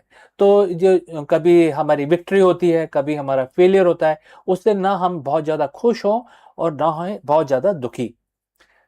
दूसरा बताया गया है इसके अंदर, जो हमें सीख मिलती है, वो ये है मेंटेनिंग इक्विनामिटी। ये हमें बताता है कि हम जो इनर सेल्फ है, जैसे मैंने बताया कि जो हमारा जो इनर जो हमारी पर्सनालिटी है वो स्टेबल रहना चाहिए, एक स्ट्रेट लाइन पे ही रहना चाहिए, ना ज्यादा खुश होना चाहिए, ना ज्यादा दुखी होना चाहिए। और उससे क्या होता है कि जब जब हम किसी से विचलित नहीं होते, तो हम कोई भी परेशानी जो आती है उसको हम बहुत आराम से और उसको सोच समझ के सूझबूझ के साथ उसको हैंडल कर सकते हैं। और तीसरा इसमें जो सीख मिलती है, अनबर्नेबल माइंडसेट। आपको जो माइंडसेट है जो किसी भी तूफान को झेल सकता है, मतलब बोलते हैं ना इंग्लिश में कि थ्रो एनीथिंग एट मी, तो उस चीज को आप मतलब आप झेल सकते हैं और आपको इसका फर्क नहीं पड़ता है। तो आप कुछ भी आपको इफेक्ट नहीं करता है। इस वजह से आप एक रेजिलिएंट लीडर बन जाते हैं और अपनी कंपनी को, अपनी ऑर्गेनाइजेशन को टर्बुलेंट टाइम्स के अंदर अच्छी तरह लीड कर सकते हैं। तो ये सबसे बड़ा जो ऑब्स्टिकल आपको महसूस होगा, ये तीन चीजें हमने सीखी इस श्लोक में, लेकिन सबसे बड़ा जो ऑब्स्टिकल इस श्लोक के से जो निकल के आता है वो है, जो हमें रेजिलिएंट बनने से रोकता है, वो है हमारी ईगो। जो हमारी ईगो है वो हमेशा या तो किसी ना किसी आउटकम से जुड़ी रहती है। जैसे कि हमारे टाइटल्स हैं, हम प्रेसिडेंट हैं, हम वाइस प्रेसिडेंट हैं, हम सीईओ हैं, हम head of so and so है। एक ये ईगो हो जाता है। एक हमारा स्टॉक प्राइजेस, कि हमने इतना अच्छा काम किया, हमारी कंपनी का प्राइस बहुत ऊपर जा रहा है, हमारी खुद की रेपुटेशन। तो ये जो वर्ड्स है ये आपको बोलता है कि ईगो अगर आप इसमें लाएंगे तो ये सारी चीजें जैसे फायर, विंड, वेपन्स, ये आपको इफेक्ट करेंगे, मतलब आप रेजिलियंस खो देंगे। तो आपको ईगो बिल्कुल निकाल देनी है, अपने आप को बिल्कुल ग्राउंडेड करना है। और ग्राउंडेड करके गीता आपको ये नहीं बोलता कि आप चले जाइए जंगल में, आपको बोलता है कि आप पहले ग्राउंडेड हो जाइए, बिकम इंडिस्ट्रक्टिबल, और उसके बाद अपने धर्म का पालन करें। आपका धर्म क्या है? आपका धर्म है अपनी कंपनी को, अपने एम्प्लॉयज को, अपने कस्टमर्स को वैल्यू देना। ये आपका धर्म माना जाता है गीता के अनुसार। तो आप अपने रेजिलियंस को बढ़ाएं, एक दीवार की तरह बन जाएं, ना ज्यादा खुश हो, ना ज्यादा दुखी, ना कोई आपको विचलित कर सके, ना आपको कोई मार्केट टर्बुलेंट जो भी इंफॉर्मेशन है वो आपको हिला सके, कुछ भी आपको इफेक्ट ना करे। आप बन जाएंगे एग्जीक्यूटिव रेजिलियंस के मसीहा, एक बहुत बड़े स्ट्रांग, मेंटली स्ट्रांग एक लीडर बन जाएंगे। चलिए ये तो बात होगी, अब आप इसको प्रैक्टिस कैसे करें? मतलब एक दिन में तो आप इसको कर नहीं सकते हैं, आपको पूरा अपना जो माइंड है वो चेंज करना पड़ेगा। तो पहली जो सीख है वो है कि आप सुबह मॉर्निंग चेक इन करें। मॉर्निंग चेक इन मतलब कैसे करेंगे कि अगर कोई इंपॉर्टेंट मीटिंग आपकी स्टार्ट होने वाली है तो आप 1 मिनट का समय अपने आप को दें और ये सोचें कि आज किस तरह से मैं हैंडल करूंगा और कैसे मैं अपने आप को ग्राउंडेड रखूंगा। कुछ भी फ्लक्चुएशन होता रहे मार्केट में और आपके बिजनेस में, लेकिन आपका जो लेवल है वो स्टेबल रहना चाहिए। दूसरा, आपको क्या प्रैक्टिस करना है? Neutral observation. आप किसी भी क्राइसिस को देखेंगे तो उसको न्यूट्रलिटी से देखेंगे, बायस होके नहीं देखेंगे कि ये मेरा है, ये तेरा है, ऐसा करके नहीं देखेंगे। और ये मेरे साथ ऐसा क्यों हो रहा है, और बहुत तरह की बातें होती हैं।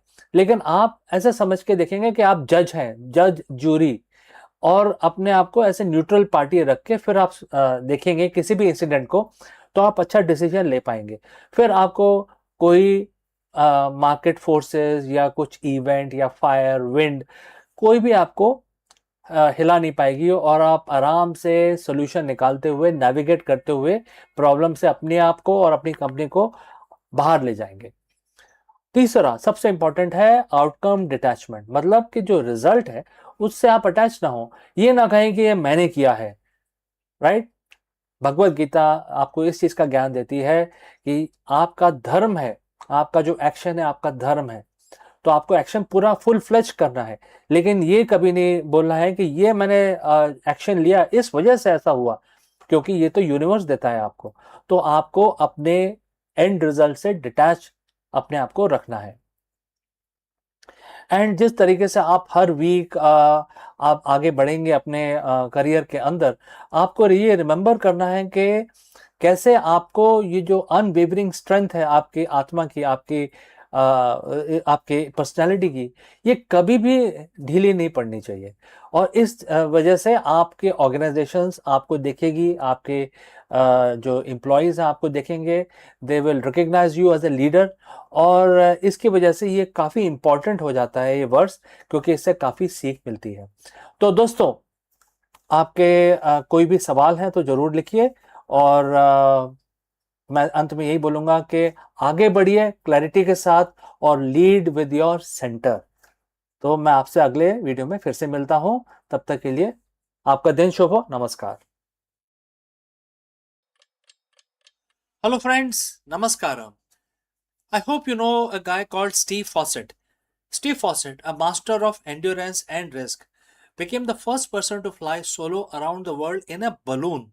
In this video, we dive deep into the Spirit of Freedom mission, a grueling 14 days journey across 20,000 miles that redefined the limits of human achievement and aviation technology. Beyond the record breaking stats, we analyze the incredible grit, metallurgical strategy, and unwavering focus required to navigate the globe alone, from the freezing height of the stratosphere to the strategic decisions that kept him alive. This is a story of how Steve Fawcett conquered the wind and solidified his place in history. Let's go. History is often defined by those who refuse to accept the word impossible.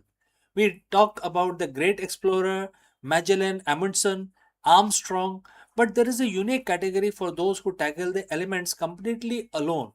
In 2002, one man looked at the globe and decided he didn't needed a jet or a rocket or even a co-pilot. He just needed the wind. Today, we are analyzing one of the most audacious feats of human endurance and the strategic navigation in the 21st century. Steve Fawcett's record breaking solo non stop circumnavigation in the spirit of freedom. Welcome to this deep dive. But before that, friends, please let us know from which city you have tuned in so that we know exactly who's watching us and who's not. All right, let's proceed further. To understand the weight of 2002, you have to understand the stakes. Before the Steve Fawcett, people had tried, many had died. It was the last great record in aviation. Fawcett wasn't just an adventurer, he was a master of logistics and risk management. He viewed the stratosphere not as an enemy but as a system to be leveraged. He had attempted this journey 5 times before. Think about that. 5 failures, 5 near death experiences, and yet he continued to iterate. This is the critical lesson for any leader. Failure is not the end of the strategy. It is the data you need to perfect your next launch. In 2002, in Nottingham, Western Australia, the Spirit of Freedom, a massive 140-foot tall balloon, began its ascent. The goal? To fly around the world solo, non-stop, in under 20 days.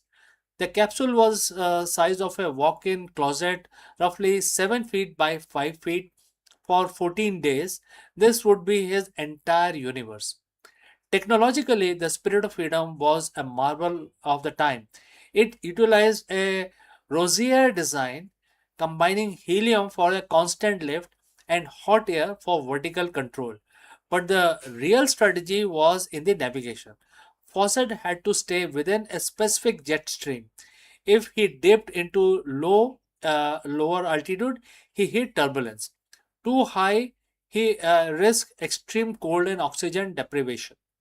He didn't have the modern AI navigator, but he had a team of metallurgists feeding him data, and he had to process it with absolute calm. This is the definition of the equanimity under pressure, a concept we talk about frequently here on the channel also. Whether you are a leading corporation or a piloting a balloon over the Southern Ocean, the ability to process the data, discard the noise, and execute the core task is what separates the masters from the amateurs. For 2 weeks, the world watched, but inside the capsule, absolute silence. The physical toll was immense. He slept in 45 minutes intervals. He dealt with mechanical failures, burner malfunctions, and constant crushing psychological reality of being miles above the earth, absolutely alone. One of the most dangerous moments occurred over the Southern Ocean where the temperature plummeted, threatening the integrity of the balloon fabric. A normal person would panic. A strategist looked for the lever. Fawcett had to manipulate his altitude constantly to catch the right current, essentially surfing the atmosphere. When you study his flight, you see a man who was entirely in sync with his environment. He wasn't fighting the wind, he was negotiating with it. This is the profound leadership lesson. True success doesn't come from the brute forcing your way through a crisis. It comes from understanding the forces at play and positioning yourself where the current naturally carries you towards your objective. On July 3rd, 2002, after 14 days, 19 hours and 50 minutes, Steve Fawcett touched down in Queensland, Australia. He had done it. He was the first person to circumnavigate the globe solo in a balloon. He didn't just set a record, he closed a chapter in human exploration. He proved that with the right combination of preparation, iterative learning, and mental discipline, the impossible becomes merely the next milestone. So, why does this matter to us today? Why are we discussing a 2002 balloon flight on a channel focused on AI education and executive strategy? Because the landscape of business is changing just as rapidly as weather system uh, faucet had to navigate.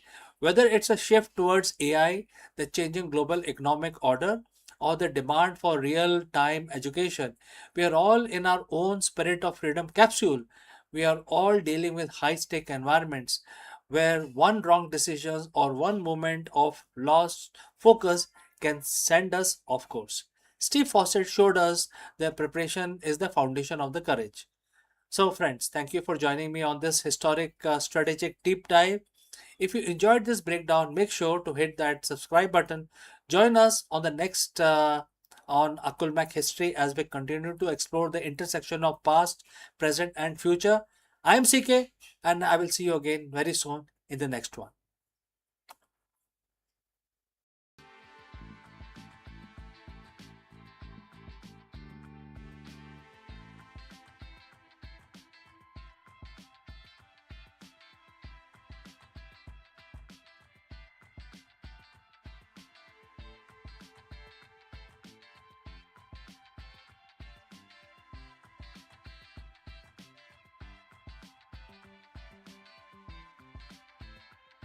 In every cafe, the ritual of espresso feels like alchemy. Steam hisses, aroma bloom, and the tiny cup promises intensity beyond its size. Yet, behind this daily magic lies a hidden order, a choreography dictated not by chance but by physics. Water under pressure doesn't simply sip through the coffee. It navigates labyrinth of particles, carving channels and balancing resistance, and of course unlocking flavors in a precise sequence. The perfect shot, that exclusive harmony of sweetness, acidity and bitterness, is less an accident of artistry than a triumph of fluid dynamics. To understand the espresso is to glimpse the invisible law that governs the flow, pressure, extraction, and where the science and the taste coverage in a single sip. So let's find out more. In the quiet hum of cafe, where the hiss of steam and the clink of porcelain cups form a familiar symphony, lies a mystery that has puzzled baristas and scientists alike. Why is espresso is so difficult to make in consistently? So one day the shot is rich, velvety, and crowned with a golden crema. The next it is thin, bitter, or sour, So behind this fickleness is not just art but physics. An intricate dance of water, pressure, and porous coffee grounds. At its heart, espresso is a story of flow. Hot water, driven by 9 bars of pressures, must weave its way through a tightly packed bed of ground coffee, and each particle is tiny labyrinth and offering resistance, redirecting streams and shaping flavor. But here lies the paradox. Coffee grounds are not uniform. They are a chaotic mix of fine dust and larger granules, creating uneven pathways. So water, ever obedient to physics, seeks the path of least resistance. It carves the channel, rushing through the looser pockets while the neglecting dense one. So the result is uneven. Extraction, some grounds surrender their rich oils and sugar, while the other remains stubbornly untouched. So before we go further, if you have reached this far, please inform us from which city you have tuned in and in which language you are watching this video. This will help us to determine the reach of our channel. So let's understand the coffee more. So physicists studying espresso have turned to fluid dynamics and porous media theory to decode this puzzle. They discovered that the grind size and the distributions are critical. Too fine and the bed becomes near solid wall, choking the flow, producing bitterness. Too coarse and the water gushes through and leaving the flavor behind. The sweet spot lies in balance, a grind that allows water to permeate evenly, neither flooding nor suffocating. But the grind alone is not enough. Packing the ground, known as tamping, introduces another layer of physics. A uniform tamp creates a level surface, ensuring pressure is distributed evenly. An unseen tamp tilts the battlefield, encouraging water to rush through one side, creating a dreaded channeling and experiment with this high-speed cameras and sensors have shown how even slightest inconsistencies in tamps can alter the trajectory of water, changing the chemistry of the cup. So temperature too also plays a vital role. Water at 92 or around 96 degrees centigrade extract a soluble compound differently depending on its heat. Sugar dissolve quickly and acids more slowly, and the bitter alkaloid last of all. So a stable temperature ensure these compounds emerge in harmony, producing the balance complexities Expro is known for. So fluctuation, however, is like a timeline. It creates a timeline, and too cool and acidity dominates, too hot and the bitterness overwhelm. So recent breakthrough came when the physicists modeled espresso extraction using computational simulations. They created the coffee bed as a porous medium alike to soil or sandstone and applied equation of fluid flow. The model revealed that the consistency improves not by maximizing the extraction but by accepting the slight reduction. In other words, aiming for 20% of extraction rather than pushing towards 25% yield more reliable results. So this counterintuitive insight reframe the espresso not as a quest for perfection in every particle, but a balance across the whole bed. For baristas, these findings are liberating. So they suggest that the precision tool grinding with uniform burrs and tempers with calibrated pressure machines with stable thermal systems are not luxuries but necessities for consistency. So they also highlight the artistry of restraint.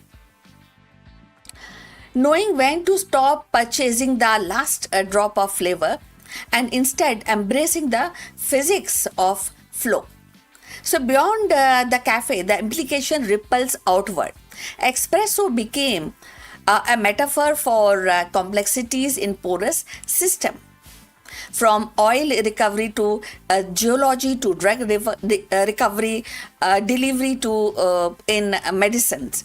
The same equation that describe water through coffee grounds can model fluid through tissues or rocks. So, in this way, the humble espresso shot connects the morning ritual to scientific frontiers. And so, the next time when you sip perfectly balanced espresso, remember it is not just the skill of barista nor the quality of beans, but the invisible hand of physics guiding every drop. So within that small cup lies a universe of equation, a symphony of flow, and the quiet triumph of science over chaos. So in the end, the pursuit of perfect espresso is not simply about taste.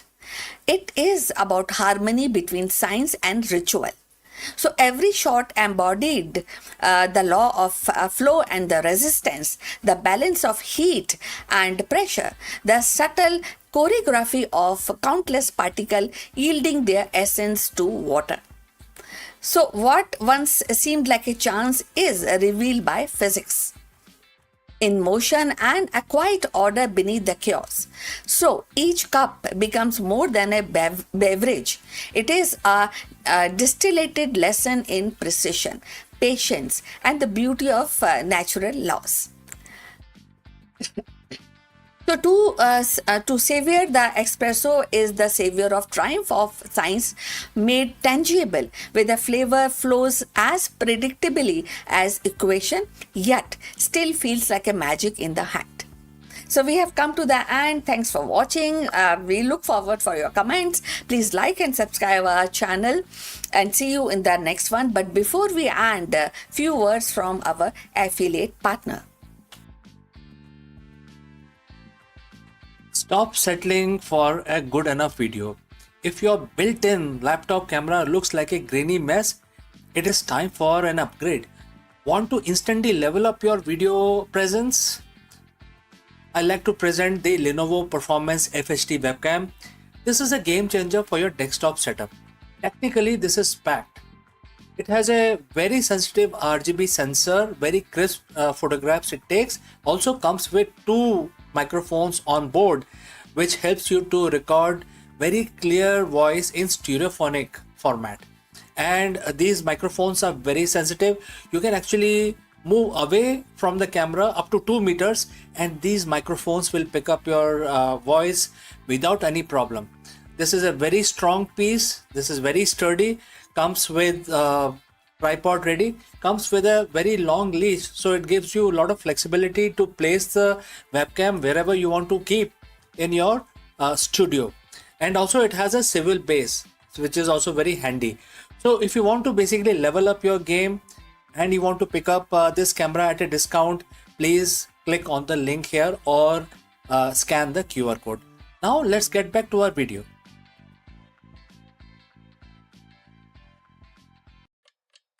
आकाश हमेशा से मानवता का सबसे बड़ा रहस्य रहा है। जब ग्रह एक साथ आकाश में पंक्तिबद्ध होते हैं तो ये दृश्य केवल खगोल विज्ञान का गणित नहीं बल्कि संस्कृति और कल्पना का उत्सव बन जाता है। मायन सभ्यता ने इन्हें समय का चक्र का संकेत माना है। यूनानी और रोमन ने इन्हें देवताओं की इच्छा समझते थे वे लोग, और भारतीय ऋषि ने इन्हें जीवन के शुभ अशुभ का फलादेश से जोड़ा। आज भी जब बुध, शुक्र और बृहस्पति जैसे ग्रह एक साथ चमकते हैं तो हमें याद आता है कि ब्रह्मांड की भाषा केवल दूरबीनों और समीकरणों से नहीं, बल्कि मिथकों, कविताओं और कहानियों से भी समझी जाती है। यही निरंतरता प्राचीन आकाश दर्शन से आधुनिक विज्ञान तक मानवता का साझा यात्रा ये रही है। और जहां ज्योतिष, प्रतीकवाद और विज्ञान खोजे एक ही आकाश के दो पहलू बन जाते हैं। तो चलिए जानते हैं इसके बारे में और कुछ ज्यादा। रात का आकाश सदियों से मानवता के लिए रहस्य और आकर्षण का स्रोत रहा है। जब तीन ग्रह बुध, शुक्र और बृहस्पति एक साथ आकाश में सीधे से दिखाई देते हैं तो ये केवल खगोल विज्ञान का अद्भुत दृश्य नहीं होता, बल्कि संस्कृति, इतिहास और मानव कल्पना का भी उत्सव बन जाता है। बुध, शुक्र और बृहस्पति की ये ग्रह परेड का चर्चा करना बहुत महत्वपूर्ण है, क्योंकि यह केवल चमकदार आकाशीय दृश्य नहीं है, विज्ञान, संस्कृति और इतिहास का को सार्थक रूप से जोड़ता है। लगभग 12 जून 2026 को सूर्यास्त के बाद पश्चिम दिशा में ये देखे गए हैं और वहां आपको ये उज्जवल परेड, ग्रहों की परेड दिखाई देगी।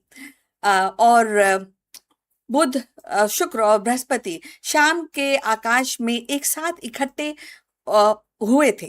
और ये एक छोटी सी जो परेड है, क्योंकि इसमें केवल 3 ग्रह शामिल हैं, लेकिन 2026 की सबसे आसान ग्रह परेड में से एक है, क्योंकि सभी 3 ग्रह हम बिना दूरबीनों के अपनी आंखों से हमने देखे।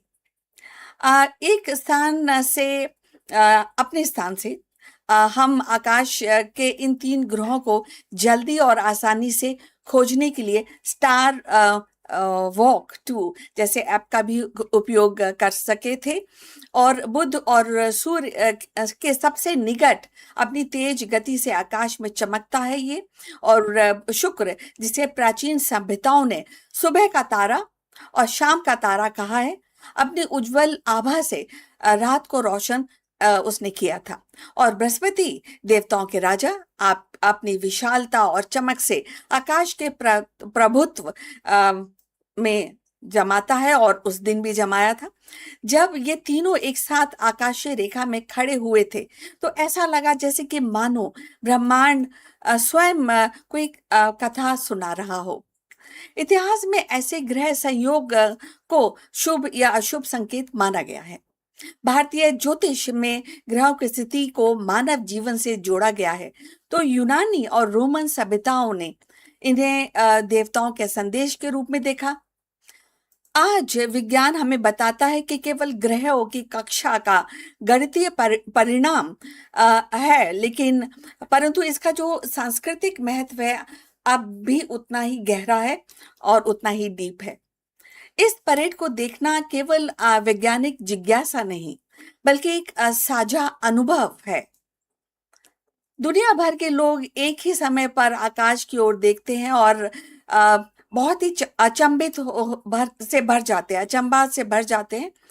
ये हमें याद दिलाता है कि चाहे हमारी भाषाएं, हमारी संस्कृतियां और सीमाएं अलग हो, परंतु आकाश सबका है, एक साझा कैनवास जिस पर ब्रह्मांड अपनी कलाकारी करता रहता है।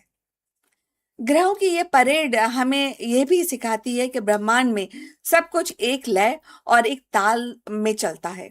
जैसे कि संगीत के सुरों का संगम होता है, वैसे आकाश में ग्रहों का संगम हमें सामंजस्य और संतुलन का भी संदेश देता है। और यदि आप यहाँ तक पहुंचे हैं तो कृपा करके हमें बताइए कि आप किस शहर से जुड़े हैं, किस भाषा में ये वीडियो देख रहे हैं। इससे हमें अपने चैनल की पहुंच को समझने में मदद मिलती है। और आइए अब चलते हैं, अपनी चर्चा को आगे बढ़ाते हैं। मानव सभ्यता की शुरुआत से ही आकाश की ओर देखना केवल जिज्ञासा नहीं, बल्कि जीवन का मार्गदर्शन रहा है। ये ग्रह एक साथ आकाश में दिखाई देते हैं तो ये दृश्य प्राचीन सभ्यताओं के लिए देवताओं का संकेत माना जाता था। मायन सभ्यता ने ग्रहों की गति को अपने कैलेंडर और अनुष्ठानों से जोड़ा। उनके लिए ग्रहों का संगम समय के चक्रव्यूह को समझने का साधन हुआ करता था। यूनानी और रोमन सभ्यताओं में इन देवताओं, इसे जो पूरा जो परेड होती है ग्रहों की, उसको देवताओं की इच्छा की तरह उसको समझा गया और माना गया। बृहस्पति का उदय शक्ति का प्रतीक, शुक्र का चमकना प्रेम और सौंदर्य का संकेत। भारतीय परंपरा में ग्रहों की स्थिति को ज्योतिषीय गणना से जोड़ा गया है। वैदिक ऋषियों ने ग्रहों के संयोग को शुभ या अशुभ फलादेश से जोड़ा और ये परंपरा आज भी जीवित है। दो ज्योतिष प्रतीकवाद ग्रहों की परेड को दो ज्योतिष से अत्यंत शक्तिशाली माना गया है। बुध बुद्धि का संचार का प्रतीक, शुक्र प्रेम और कला और सौंदर्य का प्रतीक, और बृहस्पति ज्ञान धर्म और विस्तार का प्रतिनिधि करता है। जब ये तीनों एक साथ आते हैं तो इसे मानव जीवन से परिवर्तन या नए अवसर या सामूहिक ऊर्जा का संकेत माना जाता है। यही कारण है कि आज भी ग्रहों की जो परेड है वो सांस्कृतिक विमर्श से प्रासंगिक बनी हुई है। कथा, कला और संस्कृति मूल्य ऐसे आकाशीय संगम केवल गणितीय घटनाएं नहीं बल्कि कथा कौशल के स्रोत हैं। एंड अगर हम जो स्टोरीज हैं, जो कहानियां हैं, उनके बारे में सोचें, या देवताओं के मिलन का जो कहानियां होती हैं उनके बारे में सोचें, या युद्ध हो या आशीर्वाद हो, ये सारी कहानियों में हमें यही संकेत मिलता है कि ये जो पूरा संगम हो रहा है तीन ग्रहों का, जो हुआ था 12 जून के आसपास, वो कितना ही महत्वपूर्ण है, जो हमारे जीवन से जुड़ा हुआ है। कला, चित्रकार, मूर्ति कला, ये ग्रहों का संगम माना जाता है। कविताएं आकाशीय घटनाओं को प्रेम या आशा या नियति के रूप में प्रस्तुत करती रही हैं और आज भी करती हैं। आज भी जब लोग ग्रहों की परेड देखते हैं तो उन्हें ये प्रेरणा मिलती है, वो प्रेरित होते हैं कि नई कविताएं लिखने के लिए, चित्र बनाने के लिए, विज्ञान की को एक्चुअली संस्कृति से जोड़ने के लिए। आधुनिक विज्ञान से निरंतरता हम समझते हैं, क्योंकि जो ग्रह है वो एक स्पेस है जहां पर कई सारी जो इनोवेशंस, कई सारी खोजें की जा रही हैं। हम आज जानते हैं कि ग्रहों का संगम केवल उनकी कक्षाओं का परिणाम है, परंतु ये तथ्य प्राचीन परंपराओं को नकारता नहीं, बल्कि उन्हें और गहराई से देखता है, उसको गहराई से स्टडी करने के लिए हम सभी को प्रेरित करता है। खगोल विज्ञान हमें बताता है कि ग्रहों की गति गणित के नियमों से संचालित होती है। ये तो सभी बात जानते हैं। और लेकिन अगर हम संस्कृति की बात करें तो संस्कृति हमें याद दिलाती है कि इन नियमों को समझने के लिए मानव ने मिथक या ज्योतिष का सहारा लिया, पहले भी लिया और कभी कभी का हम आज भी लेते हैं।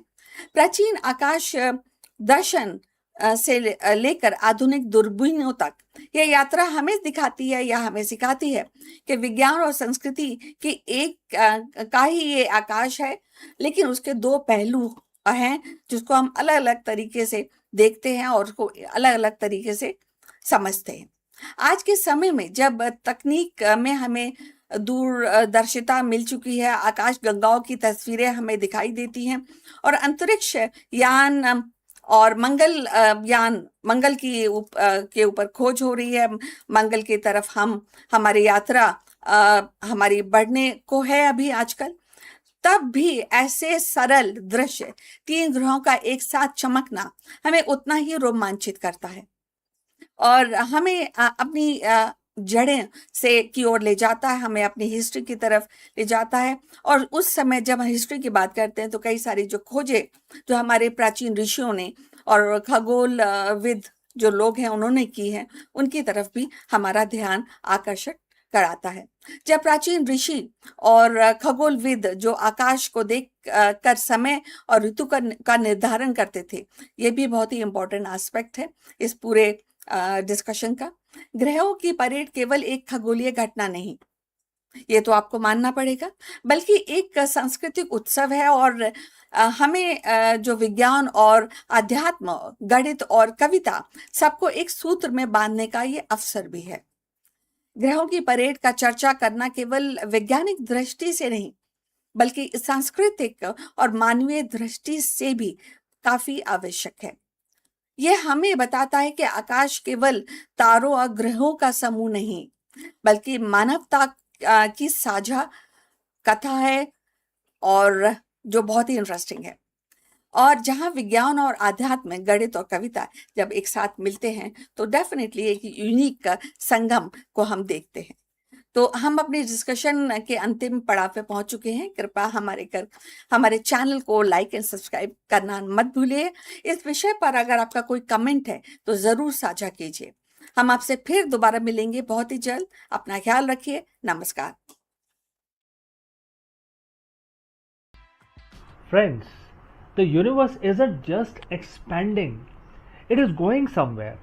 From the mysterious great attractor to the inevitable big freeze, where everything actually heading? That's a very big question that we want to address today.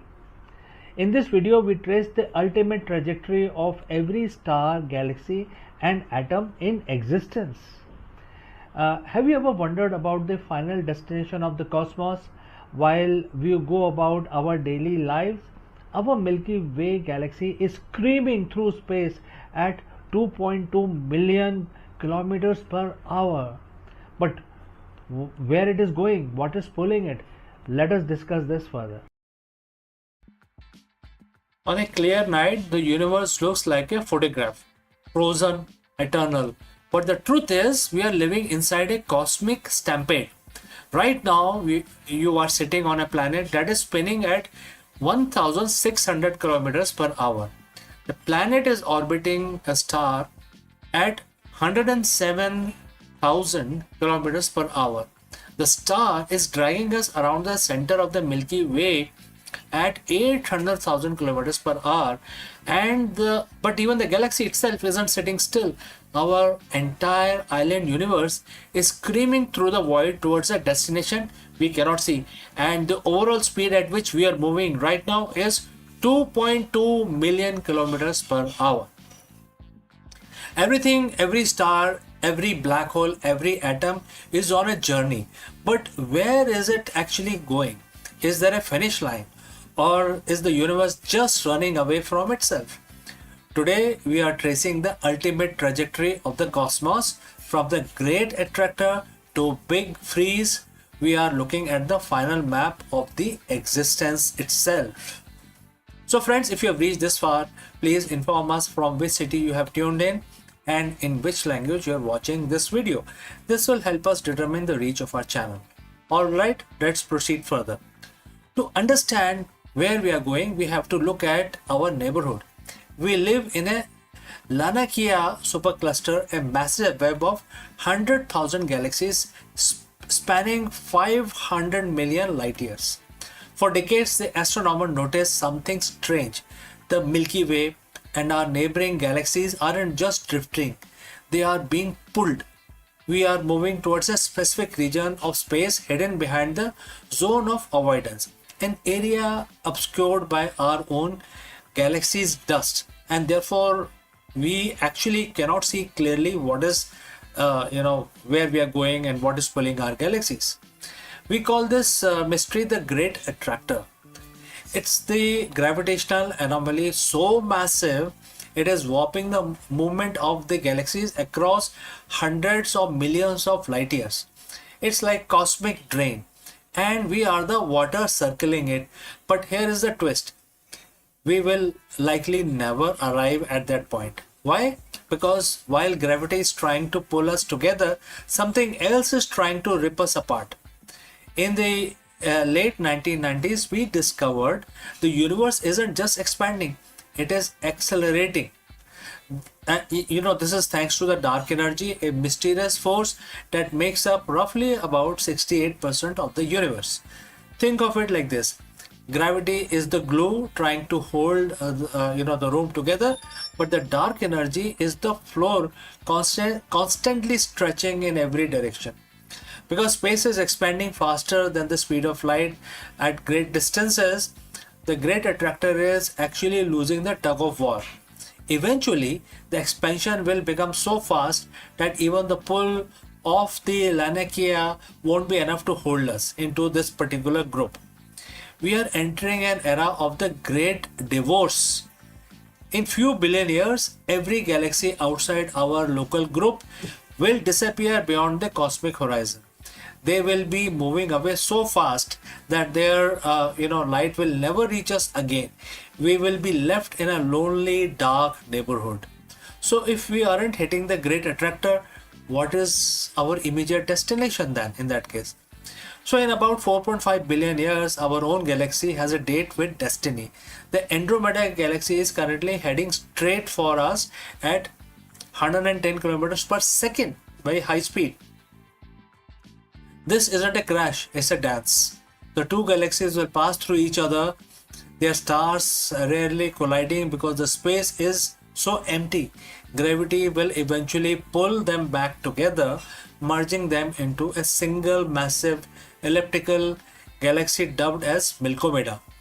By the time this happens, our sun will have become a red giant, likely swallowing the Earth.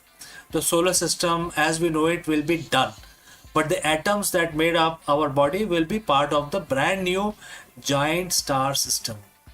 But where does the journey finally end? If the expansion continues forever, we reach the ultimate destination, the big freeze, also known as the heat death of the universe. As the space stretches, the gas needed to create stars become too thin. One by one, the light of the universe goes out. The stelliferous era ends, which is known for star formation, and therefore the stars will stop forming. And the degenerate era will begin. Only white dwarf, neutron stars, and black hole will remain. The black hole era will be the third one, when black holes eventually evaporate through Hawking radiation. So what is left? A universe at a uniform temperature of nearly absolute zero, no energy, no movement, no time.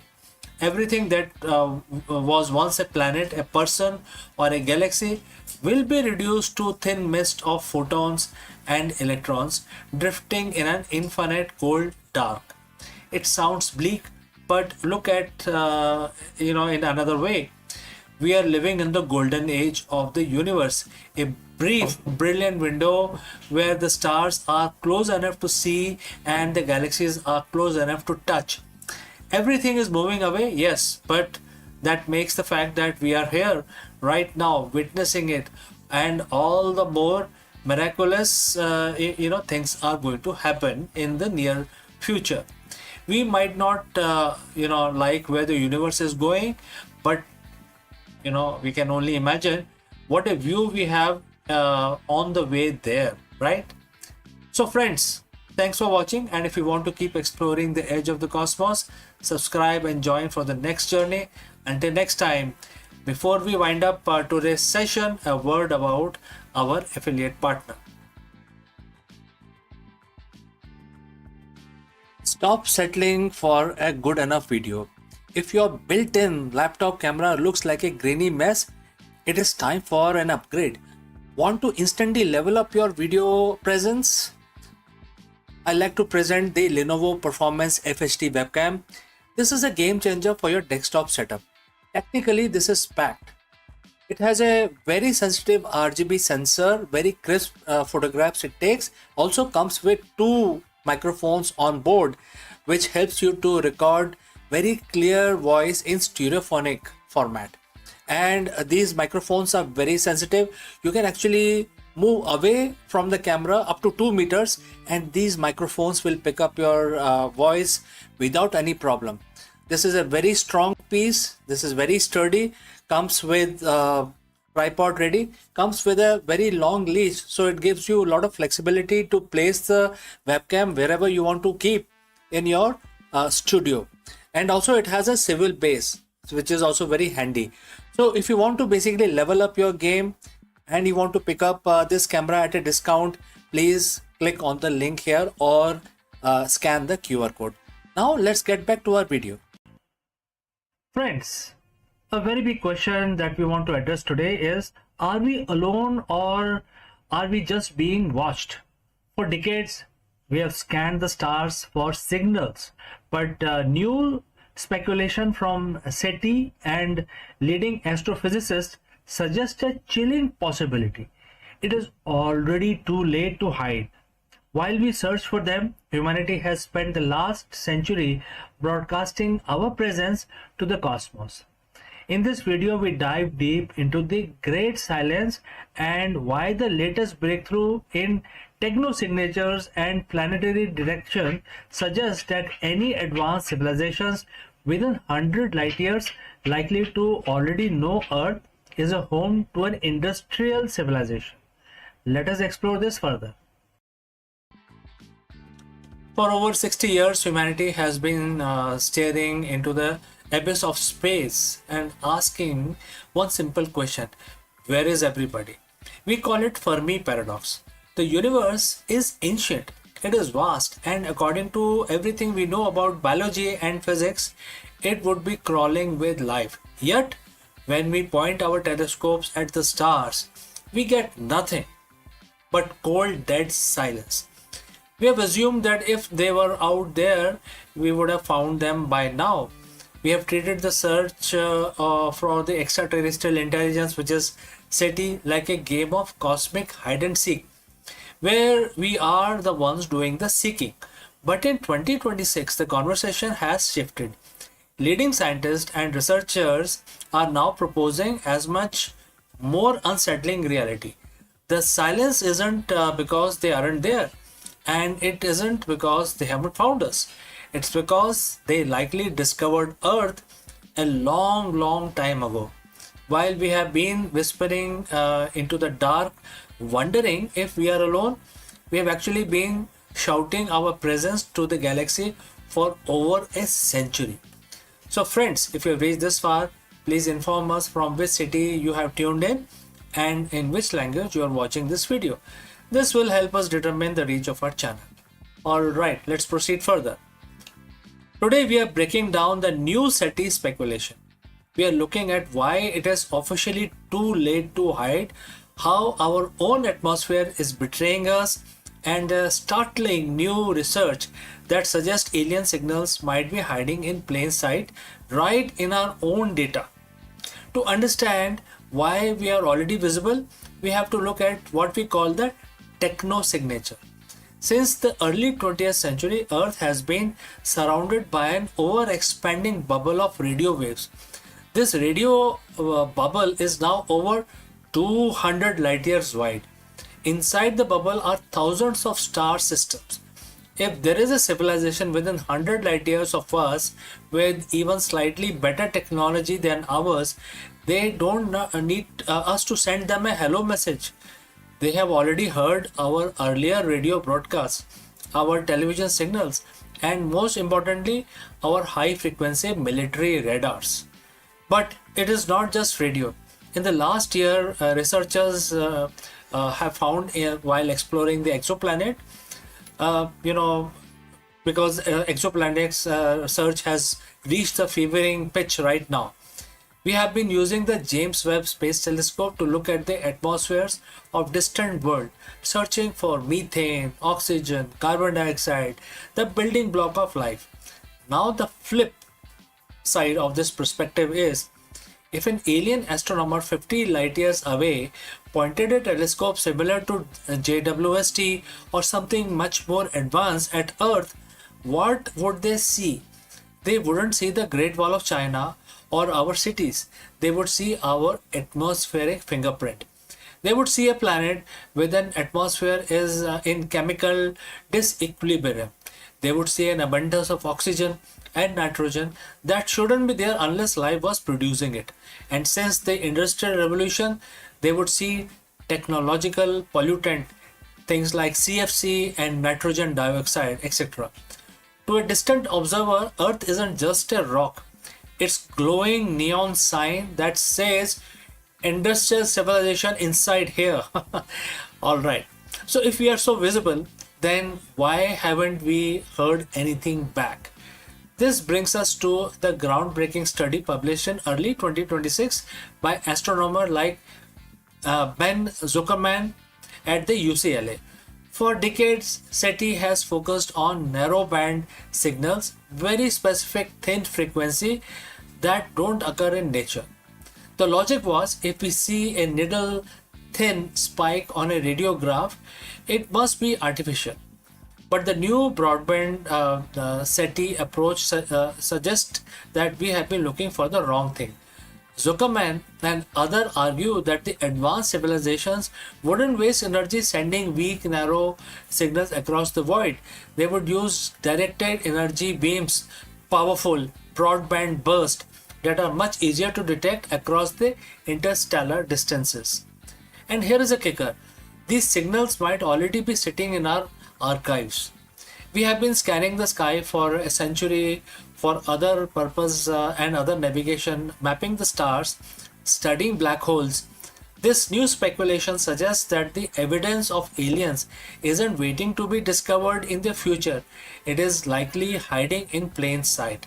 Within the petabytes of data we have already collected, we have just haven't looked at the data with the right algorithm yet. Think of it like this. We have been looking for specific person's voice in a crowded stadium when we should have been looking for the flashlight they were waving. There is another reason for this silence, and it was highlighted in March 2026. Report from SETI Institute. Dr. Vishal Gajar and his team recently discovered a major complication in how we hear the cosmos. It turns out that the space isn't an empty vacuum. It is filled with turbulent plasma and stellar winds. When a signal travels from distant star system to Earth, it has to pass through the space weather of that alien sun. This plasma can smear or broaden a signal. A perfect, clear, narrow broadcast from an alien planet might arrive at Earth looking like a fuzzy, distorted static. The SETI Institute realized that our current search tools are designed to filter out that kind of noise. We have been looking for perfect signal, but the universe is quite messy. This means we could have received a message yesterday, but our computers threw it in the trash because it looked like too much like a natural interference. We are literally turning or tuning into a wrong station. And it is possible the galaxy is far noisier than we ever imagined. So if they were here and if these signals are likely reaching us, why hasn't there been a first contact event? This leads us to the zoo hypothesis. If a civilization is advanced enough to detect our atmospheric pollution from 40 light years away, they are likely centuries ahead of us, if not millennia. To them, we might be like a new species of ants discovered in a remote jungle. You don't walk up the anthill to introduce yourself, you observe it.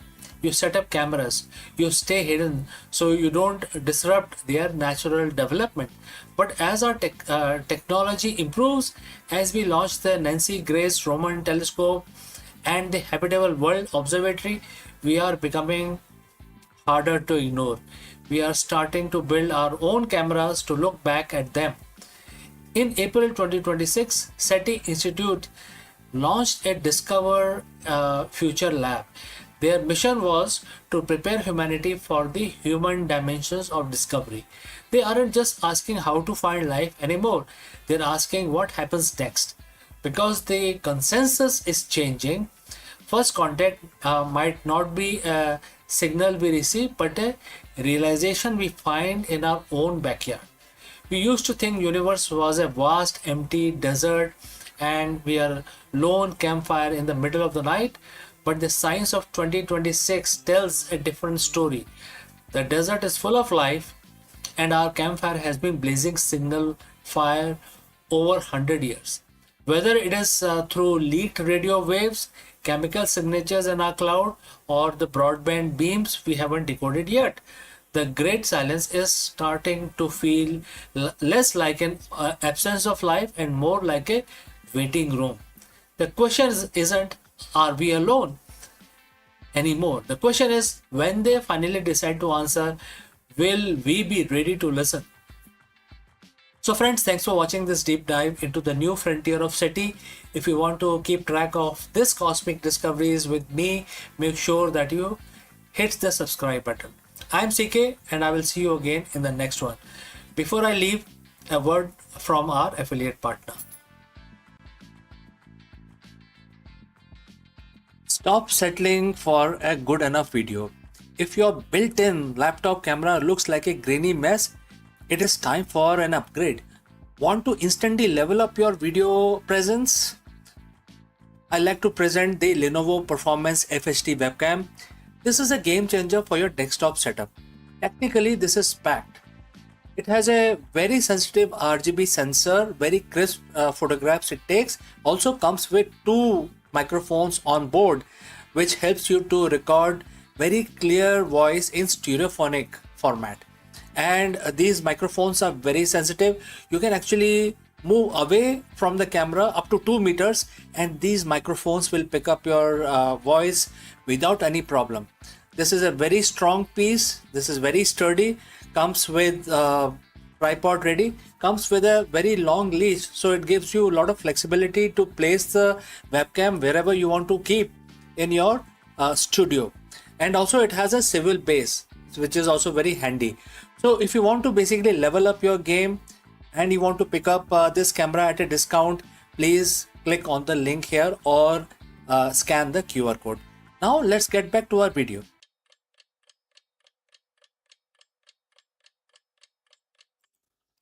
Om Triambakam Majamahe Sugandhim Pushti Vardhanam Urvakarukme Bandhanan Mrityo Mokshiya Mahamratat Sagyo Jatam Prapagami Bhagwant Mrityum Jai Shivam Avayami Om Triambakam Majamahe Sugandhim Pushti Vardhanam Urvakarukme Bandhanan Mrityo Mokshiya Mahamratat Sagyo Jatam Prapagami Bhagwant Mrityum Jai Shivam Avayami Om Triambakam Vajamahe Sugandhim Pushti Vardhanam Urvakarukme Bandhanan Mrityo Mokshiya Mahamritat Sagyo Jatam Prapagami Bhagwant Mrityum Jai Shivam Avayami Om Triambakam Vajamahe Sugandhim Pushti Vardhanam Urvakarukme Bandhanan Mrityo Mokshiya Mahamritat Sagyo Jatam Prapagami Bhagwant Mrityum Jai Shivam Avayami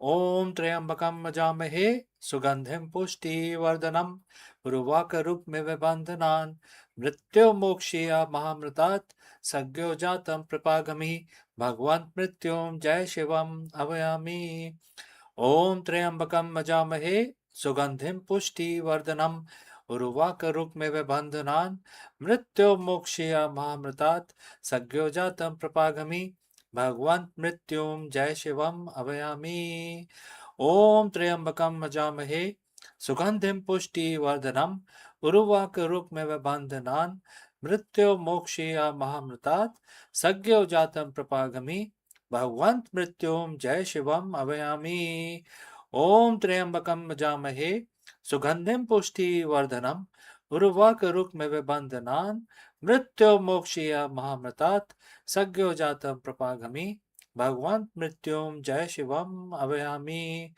Om Triambakam Vajamahe Sugandhim Pushti Vardhanam Urvakarukme Bandhanan Mrityo Mokshiya Mahamritat Sagyo Jatam Prapagami Bhagwant Mrityum Jai Shivam Avayami Om Triambakam Vajamahe Sugandhim Pushti Vardhanam Urvakarukme Bandhanan Mrityo Mokshiya Mahamritat Sagyo Jatam Prapagami Bhagwant Mrityum Jai Shivam Avayami Om Triambakam Vajamahe Sugandhim Pushti Vardhanam Urvakarukme Bandhanan Mrityo Mokshiya Mahamritat Sagyo Jatam Prapagami Bhagwant Mrityum Jai Shivam Avayami. Om Namah Shivaya, Om Namah Shivaya, Om Namah Shivaya.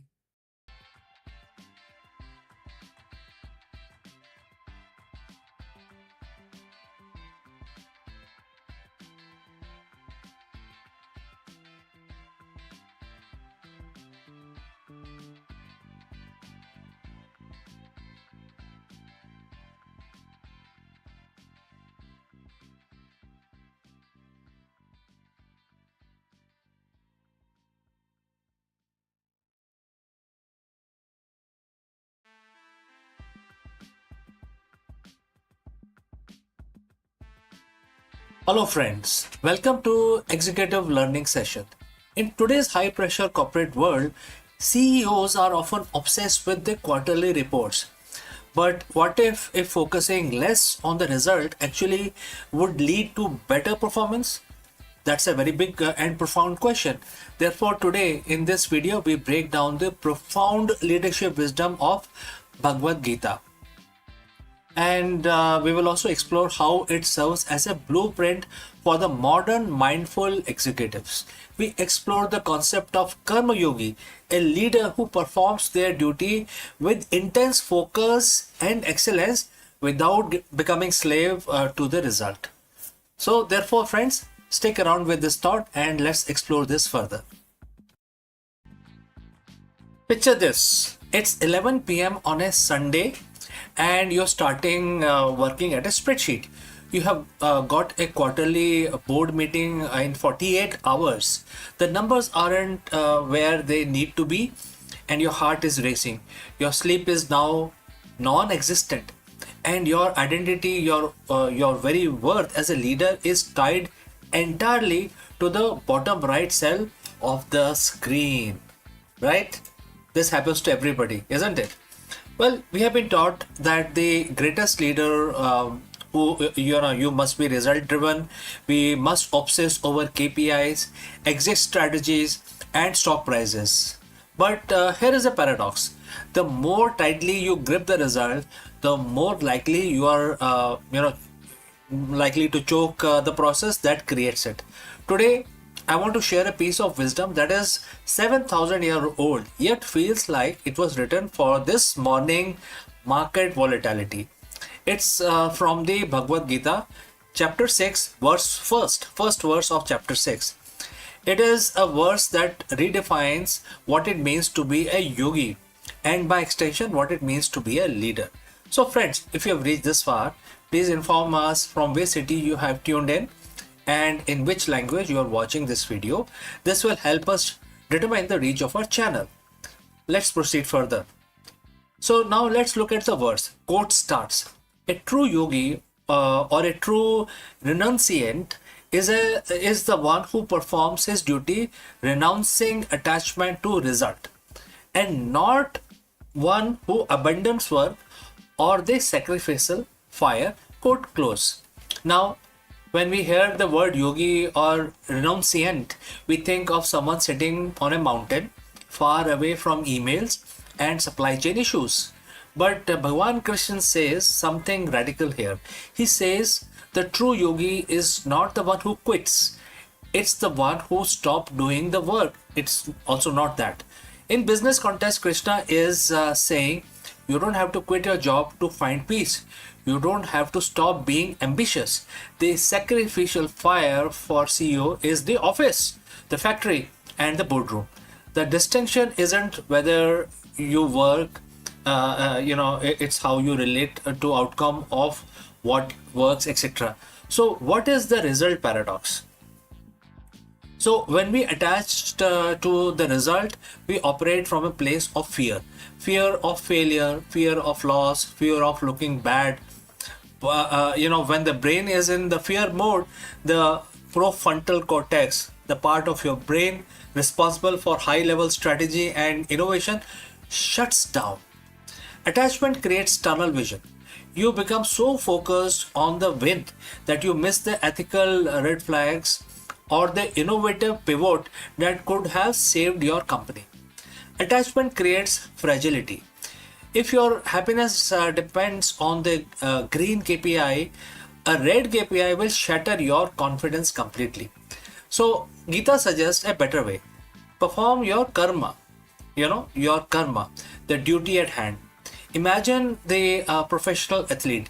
If a golfer is thinking about a trophy while they are, mid swing, they will miss the shot. To win the trophy, they must forget the trophy exists and focus entirely on the mechanics of the swing. That is leading without attachment. The verse mentioned not abandoning the sacrificial fire. In ancient times, this was the literal fire of ritual. Today, for a leader, it is the energy of the action. Leading without attachment does not mean leading without excellence. In fact, it requires more excellence. When you aren't worried about how the result will make you look, you are free to be. There are several things you are free to be. First is bold, because you aren't afraid of the fallout. Second is the present, because you aren't living in the future quarter. And third is the objective, because you see the data for what it is, not what you want it to be. A true CEO, which is yogi, performs their duty because it is the right thing to do, not because it means something to, earn your bonus, etc. They treat their company as a sacrifice, a contribution to the world. So how do we actually do this? How do we walk into the board meeting tomorrow and lead without the attachment? There are few ideas which I want to share with you. First is shift from what to how. Instead of asking, will they reach the target? Ask, are we executing this with the highest level of integrity and skill? If the process is perfect, the result is inevitable, and it's the inevitable byproduct. Second, the 5-minute detailer. Before a high stake pitch, take 5 minutes to remind yourself, I have a right to work, but not to the fruits. Tell yourself that your value as a human being is independent of this deal. Watch how much more charismatic and calm you would become before you get into the meeting. Now, the third idea is reward effort, not just outcome. So, as a leader, stop only celebrating the wins. Start celebrating the karma as well. The disciplined, high quality effort, even when it doesn't lead to a win, this builds a culture of psychological safety. So, Bhagavad Gita isn't asking you to be less ambitious. In fact, it is asking you to be freer. So, when you stop being a slave to the result, you become master of your actions. You will become unshakable executive. You will still show up and you still, the light of fire, and you still do the work, but you do it with a smile, knowing that while you cannot control the wind, you can always control how you set your sail. So, friends, what do you think? Thank you for your time. Thank you for joining live. Let's go back to the fire and do the work. And if you have any questions, please feel free to send it across. Before I wind up this session, a word about our affiliate partner. Stop settling for a good enough video. If your built-in laptop camera looks like a grainy mess, it is time for an upgrade. Want to instantly level up your video presence?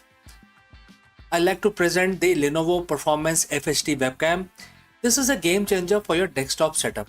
Technically, this is packed. It has a very sensitive RGB sensor, very crisp photographs it takes. Also comes with 2 microphones on board, which helps you to record very clear voice in stereophonic format. And these microphones are very sensitive. You can actually move away from the camera up to 2 meters, and these microphones will pick up your voice without any problem. This is a very strong piece. This is very sturdy. Comes with tripod ready. Comes with a very long leash, so it gives you a lot of flexibility to place the webcam wherever you want to keep in your studio. And also it has a swivel base, which is also very handy. So if you want to basically level up your game and you want to pick up this camera at a discount, please click on the link here or scan the QR code. Now let's get back to our video.